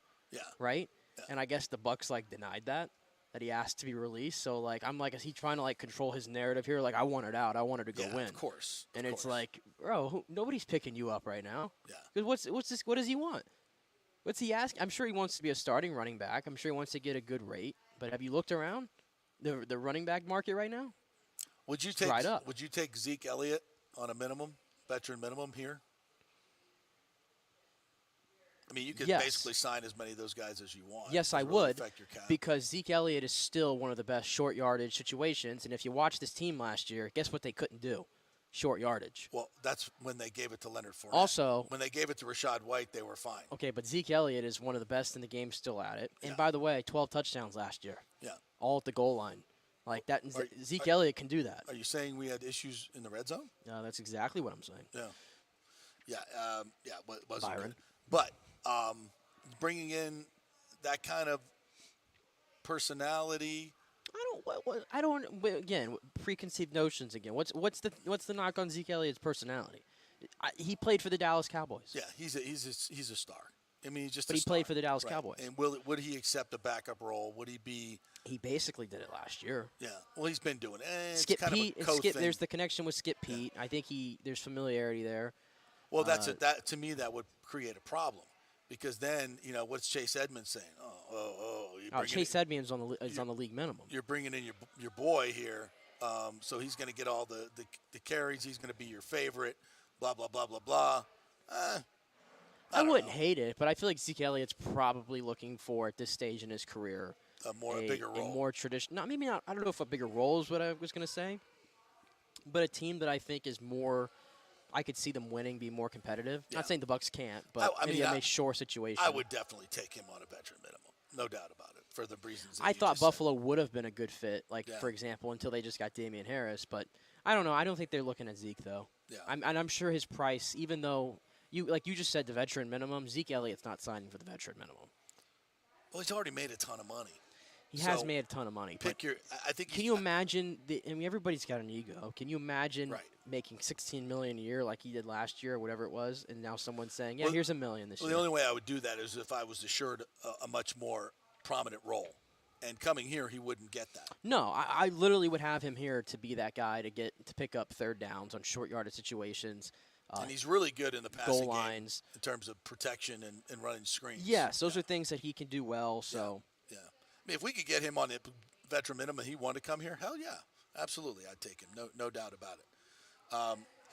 And as far as the NFC South goes, just to remind you, the Panthers, losing wide receiver DJ Moore to move up in the draft robs them of a building block. I agree. I know to get that done, I guess you had to do that, but that was, I don't know. I can find he's a hell of a player. He is, but I can find a DJ Moore. Yep, true. And listen, you always make the move for the quarterback. Yep, I agree. What's the point of having a DJ Moore if he's got nobody that's throwing him the ball? I agree, absolutely. And I think Adam Thielen is a savvy signing, honestly. They gave him a lot of money though, but about the same. And as if they get Russell Gage. if they get DJ Chark as well, yeah. Would you rather have DJ Chark and Adam Thielen over DJ Moore? And you could still draft a guy. Yeah, I mean, all in, you got a better offense. I think you have a better offense.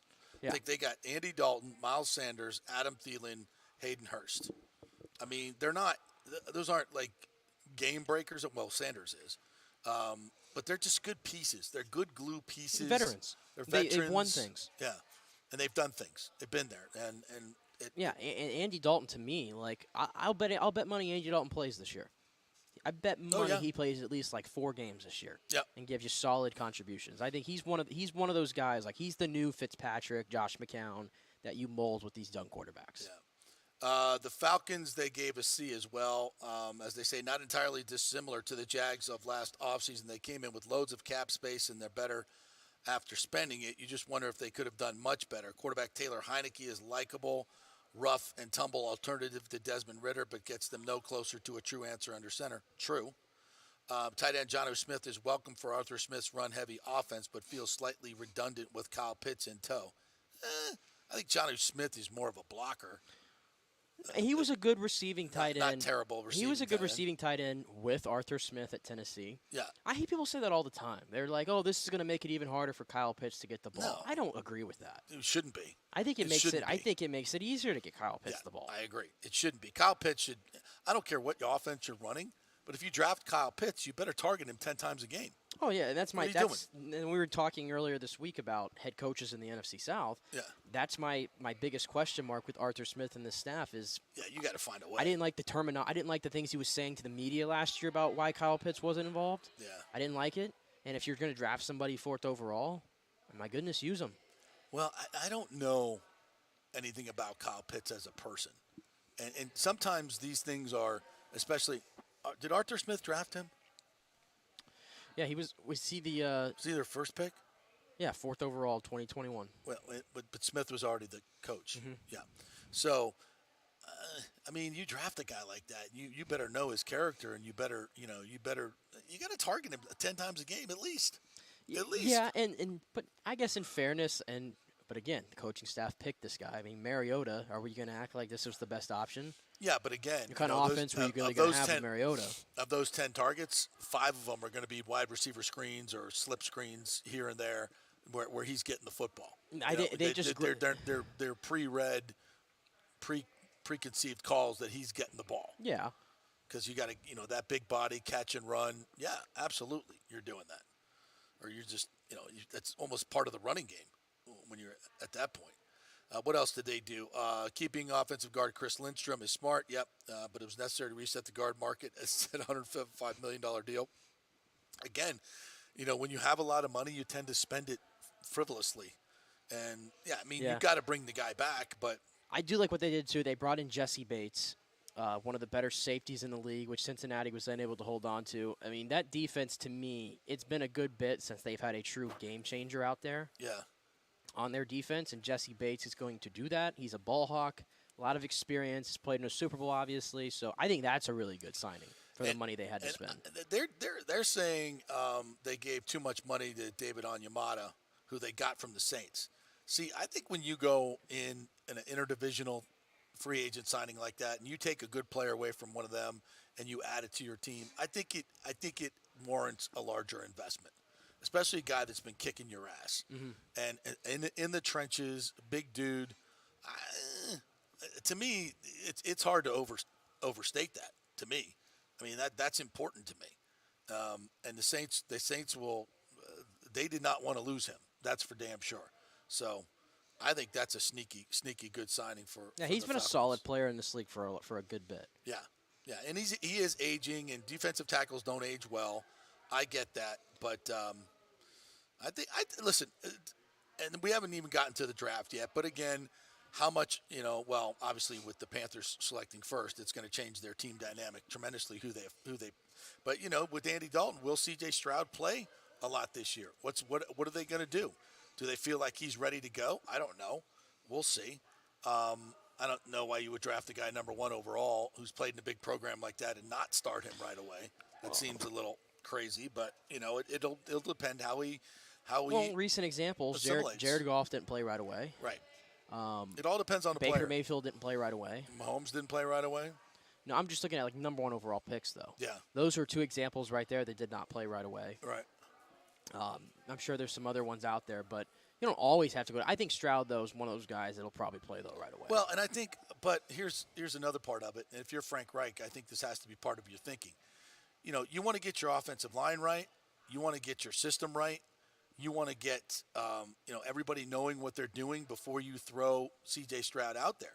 Because everybody's starting with a new system. I don't think it's the worst idea in the world to have Stroud, sit for the first 4 or 5 games, watch Andy Dalton play in this new system and get everybody else up to speed in the new system, and then it's a much easier transition for C.J. Stroud.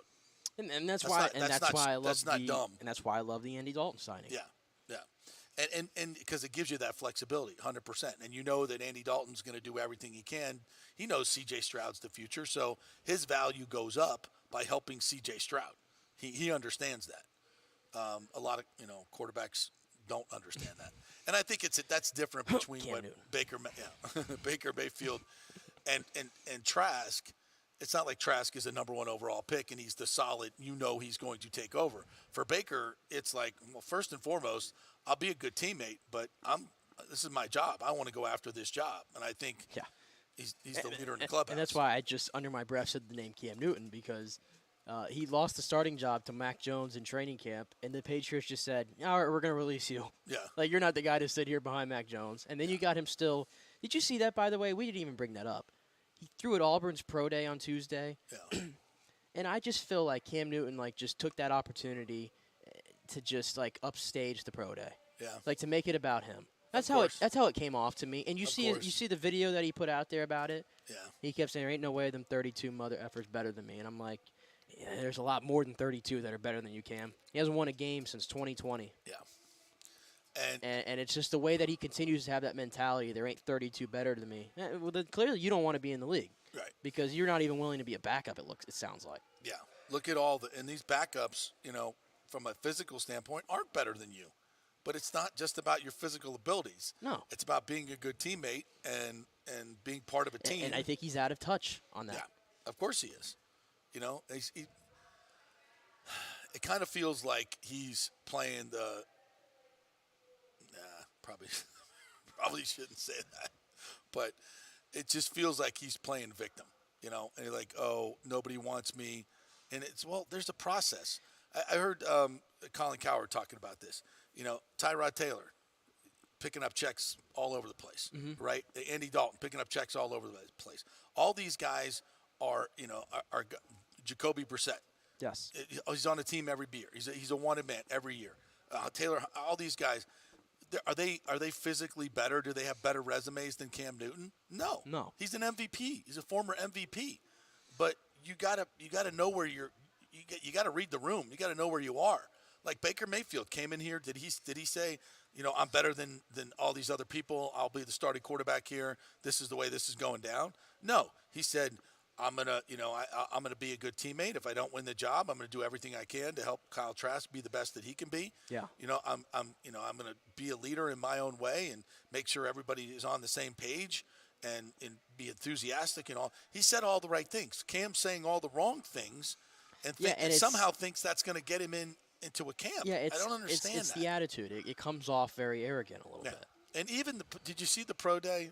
Like some of the the video of it. And I saw he's like, instead of doing the regular, making the throws, everybody else, he had to stop, run around. Yeah, I know. Big smile on his face, like, look, watch me do this. Now I'm going to throw it as far as I can. And I saw ESPN put that clip out there and was like, Cam Newton's throwing dots at a pro day. And I'm like, well, he's doing something that you would never do in a game. Right. That is bad quarterbacking, by the way. Yeah. And then he's throwing it, and it's not like he threw it like 80, 70 yards, by the way. And the guy had to come back to the ball. He didn't hit him in the stride or anything. Yeah. But I just think it's funny how, like, they put this out here because, we always have to love Cam Newton and everything. We always have to love what he did before, and we have to act like it's so great what he did. No, it wasn't. Cam Newton is not playing in this league ever again. It's not happening. Time has passed. 2015 was 8 years ago. Yeah, and we're still waiting for you to jump on the fumble, by the way. Yeah, we are. That's his legacy. He had too many soups to sell on TV. He just could not jump on that football. He was the Campbell's chunky dude, right? Yeah, first, yeah. Yeah, he was the first Campbell's chunky dude. He had too many soups to sell. It's like that little kid. He got replaced. That little kid, like going, that's C.J. Stroud, buddy. That was C.J. Stroud in the video. Oh, one of my favorites ever.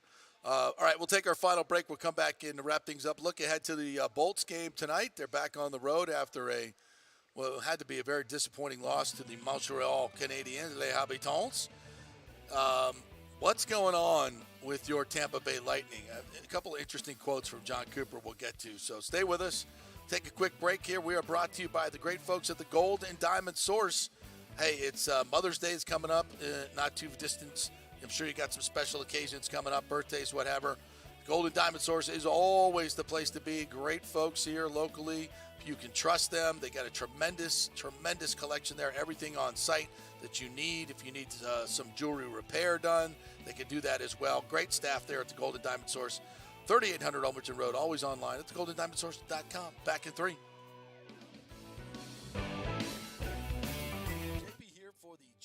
Law Group. Have you been injured in an accident, in an auto accident, truck accident, motorcycle accident, at work, or at a place of business? Well, call the Jeeves Law Group and get the personal attention that you deserve. I made the mistake many, many years ago with going with one of the bigger law firms, the national law firms, and let me tell you, getting a call back from those folks was next to impossible. Weeks and weeks would go by, never get a call back. That doesn't happen with the Jeeves Law Group. Personal attention is what they're all about. When you call the Jeeves Law Group, you will be part of the family. They will represent you in a vigorous and aggressive way against the insurance companies. These larger companies will promise bigger settlements, but it's the Jeeves Law Group that will get you the best results. If you're tired of dealing with these bigger law firms, check out the Jeeves Law Group. Go to JeevesLawGroup.com, tell them JP sent you, get a free consultation. It's the Jeeves Law Group. Scott Jeeves has been representing clients in the Tampa Bay area for over 25 years. Give them a call. It's a free call, 727-894-2929, 727-894-2929, or go to JeevesLawGroup.com. Hey guys, JP here for the Gold and Diamond Source. There is no better place to shop for jewelry than the Gold and Diamond Source. We know that. They are the family jewelers, and they will treat you like family. It's always a fun experience. Just head on over there. You will not find a better selection anywhere in the world. It's a jewelry super center. They've got engagement rings, necklaces, earrings, pendants, chains, and thousands of diamonds to choose from. They're all right there. They don't have to ship anything in. They have jewelry for every price range as well. Guys, if you're looking for some of those baller watches, they have a great selection. They have new and used. You can get some great collectibles there as well. And if you're looking for some more affordable gold and diamond jewelry, you have to check out the Emily collection from Emily Johnson Weintraub. Emily created this collection for people who want to wear and stack elaborate jewelry but don't want to pay the big ticket prices. You got to check this stuff out. The Golden Diamond Source has plenty of options to accommodate any budget, interest-free financing for up to 5 years, and a layaway program, 20% down and only 6 monthly payments. And this month only, get up to 15% off the March birthstone, which is aquamarine. Like we always say, keep it local, folks. The Golden Diamond Source, Julie and Steve Weintraub, such great philanthropic benefactors. So let's keep it all local here when we have the opportunity, right? It's the Golden Diamond Source, 3800 Ulmerton Road, always online at thegoldendiamondsource.com. Ladies and gentlemen, are you looking to lose weight or just lean up for bathing suit season where there are so many diets and chiropractors and weight loss clinics out there? You don't know where to start, right? We'll start at Bay Area Modern Medical Center. Chris Lugo, PA, and his professional staff will devise a personal plan for you that gets results and will help you keep the weight off. Everybody metabolizes food and supplements differently. Many of these other approaches are designed for the masses. So how's that going to work for you specifically? It's not. Chris will spend one-on-one time with you to find out what works best for you so the weight comes off safely without the use of harmful drugs and side effects. Call 844-977-3477 or go to BAMMC.com. Tell them JP sent you for priority scheduling. 844-977-3477 or BAMMC.com. Insurance coverage can be confusing and expensive. I mean, where do you start? Which companies can you count on to pay out fast and fair? Well, call the great folks at Italiano Insurance. It's a family-owned business. Jeff and Nat Italiano are carrying on the 60-year-plus tradition of giving amazing customer service and giving back to the community through their annual backpack drive for needy students and their support of the local pediatric cancer patients. But it's the customer service that sets them apart. They can shop all your insurance needs and save you big-time money. Don't hop on the internet and waste time looking at some bogus reviews. Talk to knowledgeable agents and not some voice-generated robot. These are confusing times for homeowners, and Italiano's team of experienced professionals can provide the right coverage for every situation. Home, auto, business, life. It's Italiano for all the pieces of your life. Call 813-877-7799 or go to ItalianoInsurance.com. Pure sports. JP is back on. Welcome back. FanStream Sports. All right, welcome back to the JP Peterson Show. Brought to you by the great folks at Bay Area Modern Medical Center. If you want to lose weight, get ready for that summer bathing suit season, man. They've got all the stuff over there at Bay Area Modern Medical Center. The True Body System, plus Chris has all the knowledge of nutrition and fasting. Get you on that plan. Some of the plans that they're doing these days are having great success. So if you've been looking for those weight loss strategies, he's got them all at Bay Area Modern Medical Center, and it'll be personalized just for you. So go to BAMMC.com, make an appointment, get on over there, and get yourself on your way to great health. Get your gut check, as we said the other day. Get your gut checked. That's where all your immune system lives. Everything kind of emanates from the gut. So get that right. Stop eating crappy food out at all these fast food restaurants, Nick, and you'll feel better. All right, the Lightning are at Ottawa tonight, coming off a loss to a very ordinary Montreal team, 3-2 the other day. Although the Lightning certainly, I think, outplayed them. Sam Montembeault played very, very well, kind of stole that game. But still, that's a game you got to have against a Montreal team that's been so banged up. So the Bolts are in the middle of 19 games in 33 days. They are 17-17-1 on the road. They'll play tonight, and then they got Boston on Saturday. Then Carolina, I guess they're going to come back after tonight. I think that Brian Engblom was telling me but no, they wouldn't do that because they got an afternoon game with Boston. I was going to say that makes no sense. No, I'm sorry. They're coming back after Boston and then going up to Carolina. That's what they're doing. So they're flying back after Boston, so they're going to stay home Saturday night because it's an afternoon game. Stay home Saturday night, Sunday night, and then leave Monday. So give them a little. So it's kind of like a little mini break, then a one-off to Carolina, and then back. So they're just trying to minimize the travel and get guys rested. I think if you listen to what Cooper said over the last few weeks, he understands what this grind is about, and he's got to have his team ready for the playoffs. I don't think they're feeling like it's make or break that they got to catch Toronto to get to start. I think they're quite fine starting on the road in that series, even though they haven't played well on the road this year. So I think that's the strategy. I think that's what they're going to try to do right now. I think he's trying to do the best he can to rest his team and get them fresh for the playoffs and go from there. Yeah, we're in their home stretch now. We got 10 games left before the playoffs begin. And to your point, he sat Perry down for a game or two. He sat Perbix down a little bit. Belmar and Maroon have kind of had a rotation with Isamont. Getting some playing time. So, and to your point about not having to feel like they have to catch Toronto, the good thing about the Lightning is they're so battle-tested on the road in every playoff situation. They're probably the only team in the league that would be comfortable if they had to go on the road every single playoff. I mean, they did it last year. Yeah. They were the road team. Of course, yeah. They're the only team I could think that would be comfortable doing that. Yeah. They like having those first 2 games on the road and just going in there and stealing one and trying to end it in 6. Yeah. Yeah. And a part of that is also to not burden yourself with a regular season where you're just going all out to get the highest seed like Boston has been doing. So yeah, and I have to keep in mind too that even though I have some questions this year, like we said this earlier this week about it being so slim if they can get to 4 finals, there is still another level that I know that Andre Vasilevsky is going to get to. Yep. Because He has to. we were talking about Shesterkin not having his best year. Vasilevsky hasn't had his best year. No. I mean, statistically, this is Probably his worst year. This is probably his worst year statistically. I might say. Yeah. So, but there's a new game. There's a new level to his game once we get to postseason. I mean, the five shutouts and clinching situations still stands. Yeah. So. And will forever. He's always going to be the X factor there.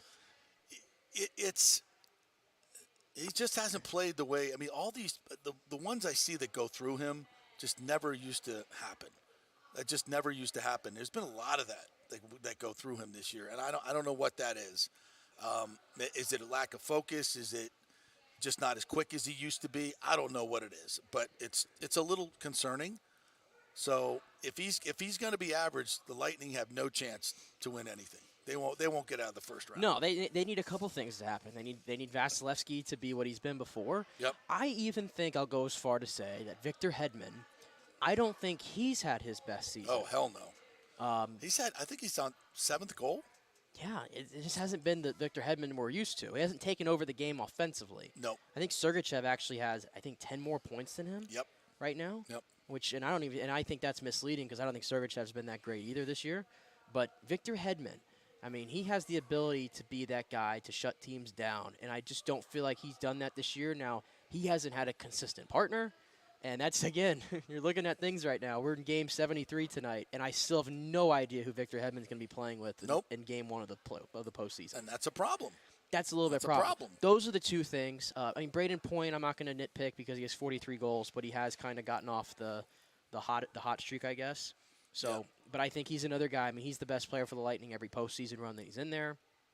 So, there's a couple things that they need to tweak a little bit down the stretch. Yeah, and that it's got to start tonight in Ottawa. You would hope, and then Boston on Saturday. It's kind of a litmus test of where they are. Yeah, those are funky games. 1:00's on the road. Yeah, you got to wonder where Boston's head's at right now too. I mean, obviously they're back on pace to break the record for wins in a season. That the Lightning were at 60 a couple of years ago. Mm-hmm. They're on pace to get to 63, I think, which is just ridiculous. And if that's something that they're striving for, good for them. But it's not. It doesn't mean squat when it comes to the playoffs. No, don't mean squat. But I will say though, we talked about them. Would they eventually run out of gas? And it's like I haven't seen it so far. And these older players, the Marchands, the Bergerons, the Krejcis, those guys look like machines to me. I mean, the older they get, I don't see any decline in their game. I don't see it. So, and Boston obviously added a ton at the deadline. I mean, how could you not say they're the favorite? They're the favorite. There's no question about it. But it's Boston, and Boston's still our bitch. So FAU tonight, 33-3 record. The Owls and Coach Dusty May will take on Tennessee of the mighty SEC.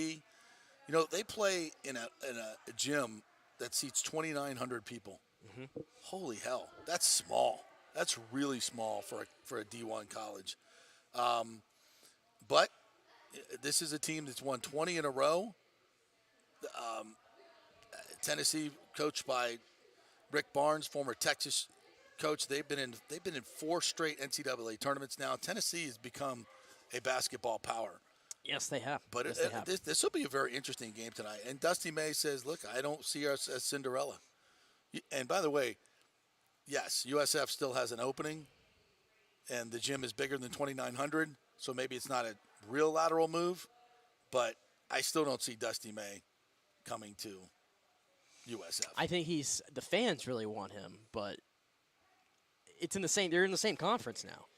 And you just went 33-3. Like, if they can get him, it would be a home run. Oh, absolutely. Former University of Florida. But, I mean, what other programs are open? I mean, St. John's is hired. Georgetown is hired. What other programs are open that he would want to move to? because I would guess he moves after this season. He's got to go. Yeah. Or he could wait another year, but you wait another year, you diminish your value.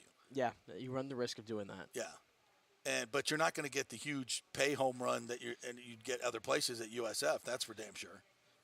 Is Leonard Hamilton ready to step down yet? Ooh. I think we're there. Ooh. I think we're there. Ooh. You're teasing me on that one. Well, if you're the Florida State, see, that's a tough thing. If you're the Florida State administration, do you go to Leonard Hamilton and go, what do you think? Time. We got we got Dusty May lined up to jump right in here, but you can't fire Leonard Hamilton. You can't fire him. He needs to step down. You can't fire him though. I can't fire him, but he needs to step down. There needs to be a little bit of a push. I would A agree. little push. I would agree. Maybe because 5? He's been there since like 1999. Yeah, it's been a long time. He's taken the program to good heights and all that, but there's a trend right now, and it ain't going going in up. the right direction. It ain't going in the right direction. You're getting older. The ACC is always gonna be tough. Yeah. New blood. I need new blood. I need new voice. Something. Well, that would be a bold move by their new athletic director, I'll just Michael Alford. You think Florida State appreciates the fact that they built all this basketball stuff up, and all of a sudden Miami's past them now? No. And I mean, at the moment, Florida's in front of them. We did beat Miami. FAU is in the Sweet 16. We did beat Miami. That's true. That was cool. That's cool. FAU's there in the Sweet 16. Like, you think Florida State likes being like passed like that? Well, if you're Michael Alford, you got to make that move. You got to make a bold move. I don't know. I just keep seeing all these young, up-and-coming head coaches getting hired and everything, and it seems to be working out well. And I feel like FSU probably needs to get on the craze of that. Yeah, they do. They do. It's just that, it just comes a time. Is it the right decision to make? Absolutely, 100%. Is it going to be made? I don't know. All right. Thank you guys for joining us here today. We'll be back tomorrow with more fun and frivolity on Friday afternoon. Get you set for the weekend. See what's going on this weekend. Oh, I bought some tickets to something last night. I have no idea what it is, but I'm going to it. It's crazy. I'll tell you about it tomorrow. It's real interesting. Probably a waste of money, but we'll see. All right, you guys have a great afternoon. We'll talk to you tomorrow.